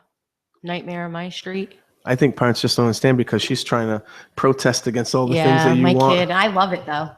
Hilarious. I do love it. Hilarious. We got Will Smith here. I haven't played I don't think I've played a Will Smith song on this show.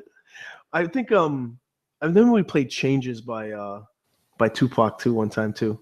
I like older stuff. I don't like his newer stuff. Like Getting Jiggy with Yeah. It. That's a horrible song. Well, I'm like, really? Well, really? Yeah. Like I could see him doing that back then, but Yeah. Na, na, na, na, na, na. It's a catchy song, but I actually downloaded a song called "Forget Me Nots," and he did Men in Black to that same song. Yeah. And then he did Men in Black to that song too. You know what? I'm not even gonna play Will Smith right now. You know why? Because I'm a little ticked with Will Smith, to be quite honest with you. I ain't Why? happy about all that boycotting stuff, man. No, I didn't like it. No. I think anybody wants to boycott it, let them. I mean, let him, but I wasn't feeling it. I'm not saying don't do it, but I wasn't feeling it. I wasn't happy because I think it was more divisive than it was. I don't think it served its purpose at all. And I did find it pretty annoying that he didn't get nominated at least once at all for anything. That movie didn't get nominated for anything. But that might go to show you how strong the NFL is, because it was about concussions in the NFL.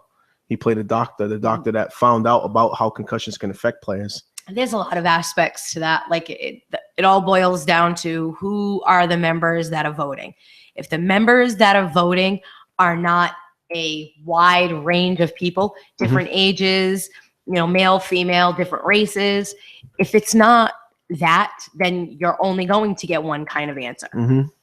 Yeah. One kind of vote. You know what I mean? So I do agree in that way, but I don't know if boycotting was the way to. I told you, I don't put too much stock into awards like that. To me, it's not.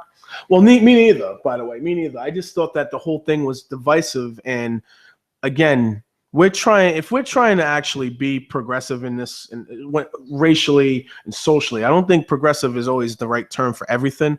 But when we're trying to move in a progressive direction when it comes to bringing people together, again, bringing everyone together is the best way to succeed in this. Separating, being divisive. Look at what's going on. Look what happened to Donald Trump in Chicago, right? This Black Lives Matter craziness happened where they were bringing guns to protest against Donald Trump in Chicago. That's crazy. That is nuts. I'm not blaming Donald Trump for that. I think he has his own set of blame for how he can be with his words, but also the Black Lives Matter thing. It's divisive. It's just setting up factions. Right. Well, the media definitely plays a part in it. It's divisive. I'm not looking to, again, just like when I talk about parents, I'm not looking for people to finger point and talk about who's at fault. I want to talk about what are we going to do to stop this? Are we willing to stop this from each side? I watched this Black Lives Matter. They berated Bernie Sanders. It was like 2015. They went on the stage and these two women were just screaming, not even being reasonable in any level at all. They're like, no, we're gonna be heard. I'm like, I think I would want to hear what they have to say, but not that way. And no, not that way. I don't know. It's all over. My thoughts, like I tell you, I am the habitual fence walker. Like I see both sides. Yeah. So it's like I can. There's anger. There's rightfully there should be anger, but at the same time, who are you yelling at? Right, but when you take people who are, you know what I mean? When they're showing us Trump's events and they're consistently showing you people that are getting hit kicked for no reason. That poor woman that was trying to leave the other day. Right. Like, come on, there was no need for that. They were pushing her and shoving her. So I think it incites anger. Right. Because it brings people back to what happened years and it might, just to see it happening today, I think it just incites that. I've said that. I feel like we are more racist in the world today than we were when I was a teenager. It's quite possible. And that blows my mind. Yeah, it's quite possible. It's quite possible. It really does. It blows my mind. Like, man, I thought we went through this already. Like, we're really going to go through it again? Like, I don't want to do that. I love all people. I just don't, I guess maybe because of except for one. You love people except for one? I'm only making jokes. Oh, okay. Charlie in the box. There's no love there. I might push him. So again, the motto of the city, I felt as though my idea was more about trying to be less divisive. You know what I mean? Be less divisive. Will Smith, be less divisive. Black Lives Matter, be less divisive. Donald Trump, be less divisive. Please. If you're going to become the president of the United States, be less divisive. A lot of people feel as though Obama is very divisive. Very possible. I mean, his speeches say the right things, but sometimes his actions tell a different story. I just So- think it's very hard to please everybody. You're not going to There's make everybody happy. always going to No. be somebody on the opposite No. side, and that's a great thing. Yeah. Because if everybody thought the same way, Yeah. we'd be screwed. Well, and Hillary has a good chance of winning too. And one thing about Hillary Clinton is that, like, I question her integrity and I question her honesty. I haven't seen her say comments that are gonna like make people smash into each other and butt heads with each other yet. I haven't seen that yet out of her. So give her a little bit of credit for that. Bernie Sanders made some crazy statement that white people don't know what it's like to live in poverty. Yeah, I read that too, and I'm like, What? I downloaded the YouTube video And to hear it's- it in its it's- context. it's funny that he says that, because when a lot of people say that Donald Trump is racist, Mm. I say I feel like he's not racist, because I feel like he'd treat me that exact same way Mhm. because I'm poor. I So think he's he more just classist. I think he's classist, and I think Yeah. I think racism sometimes gets mixed into classism. Well, I think that classism is the huge entity, and the underlying entity is racism. Is just who's Right. there at the Racism is a very, very strong vein of classism. Classism is the overriding overall power. Because when in a my lot of opinion. people talk about racism, I identify with a lot of it growing up in the project. Mhm. Growing up in a project, I was called a project rat. Right. Like, so I see it from Right. that angle. Yeah. Oh, I I was mean, people called scum because we lived in the project. I'm like- not a rich black individual, but whenever I travel the world, I mean, I went Yeah. all over the place. I've met rich people of my own color that were like, okay, Yeah. it is what it is. So I think Yeah. it gets along where it might not be about color now Yeah. so much as it is about I think it's always been class. about class. Yeah. I just think that racism is an tangible. excuse. Yes, it's a tangible thing that they Yeah. can look at and say, I'm better than you because of And would they something want I us see and immediately. would they want us to focus more on race, because that's something that we really can't change. Right, Can't and they change just the color and, of and our the skin. people of higher income and economy can just laugh at the people who are scrabbling Yeah. down, on the front lines while they're just chilling Yeah. and enjoying their life. So it's interesting. Yeah, that's where I go with that. Anytime somebody says Donald's racist, I'm like, So the motto that I came up with was, once again, live together, work together, play together. succeed together. You don't have to play together necessarily, because you don't always have to like each other. You know what I mean? But you can live and coexist and not have to like each other. You Yep. can definitely work and coexist and not have to like each other. I mean, I feel as though if I ever get elected, that's exactly what's going to happen for in a lot of areas. You know what I mean? But as far as we will succeed together if we're able to do those things. Communication. Come together. So next week I will not be here. It'll be Derek. Oh, It'll be Derek and Nikki, and hopefully Ken are you Pacheco. guys listening to this? Hopefully, Ken Pacheco Hopefully Ken Pacheco. Hopefully and Nikki at the same time.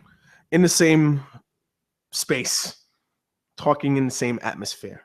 It should be interesting. So, at any rate, my friends, ladies and gentlemen, Have a good night. have a great one.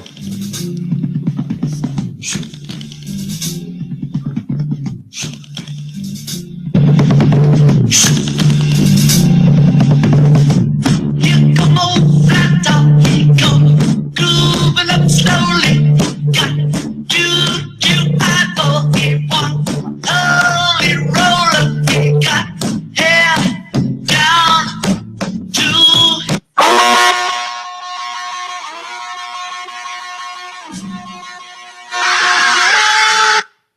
And that apparently was a really bad version of Come Together. Oh my goodness. What are they doing? Somebody played a trick on us on YouTube. They did. That was not good. Not good at all. Not good at all, everybody. That was just bad. I want to make sure I play it again. Make sure I play a better one. Wow, that was bad. Oh, you know why? You know what I think it is? No.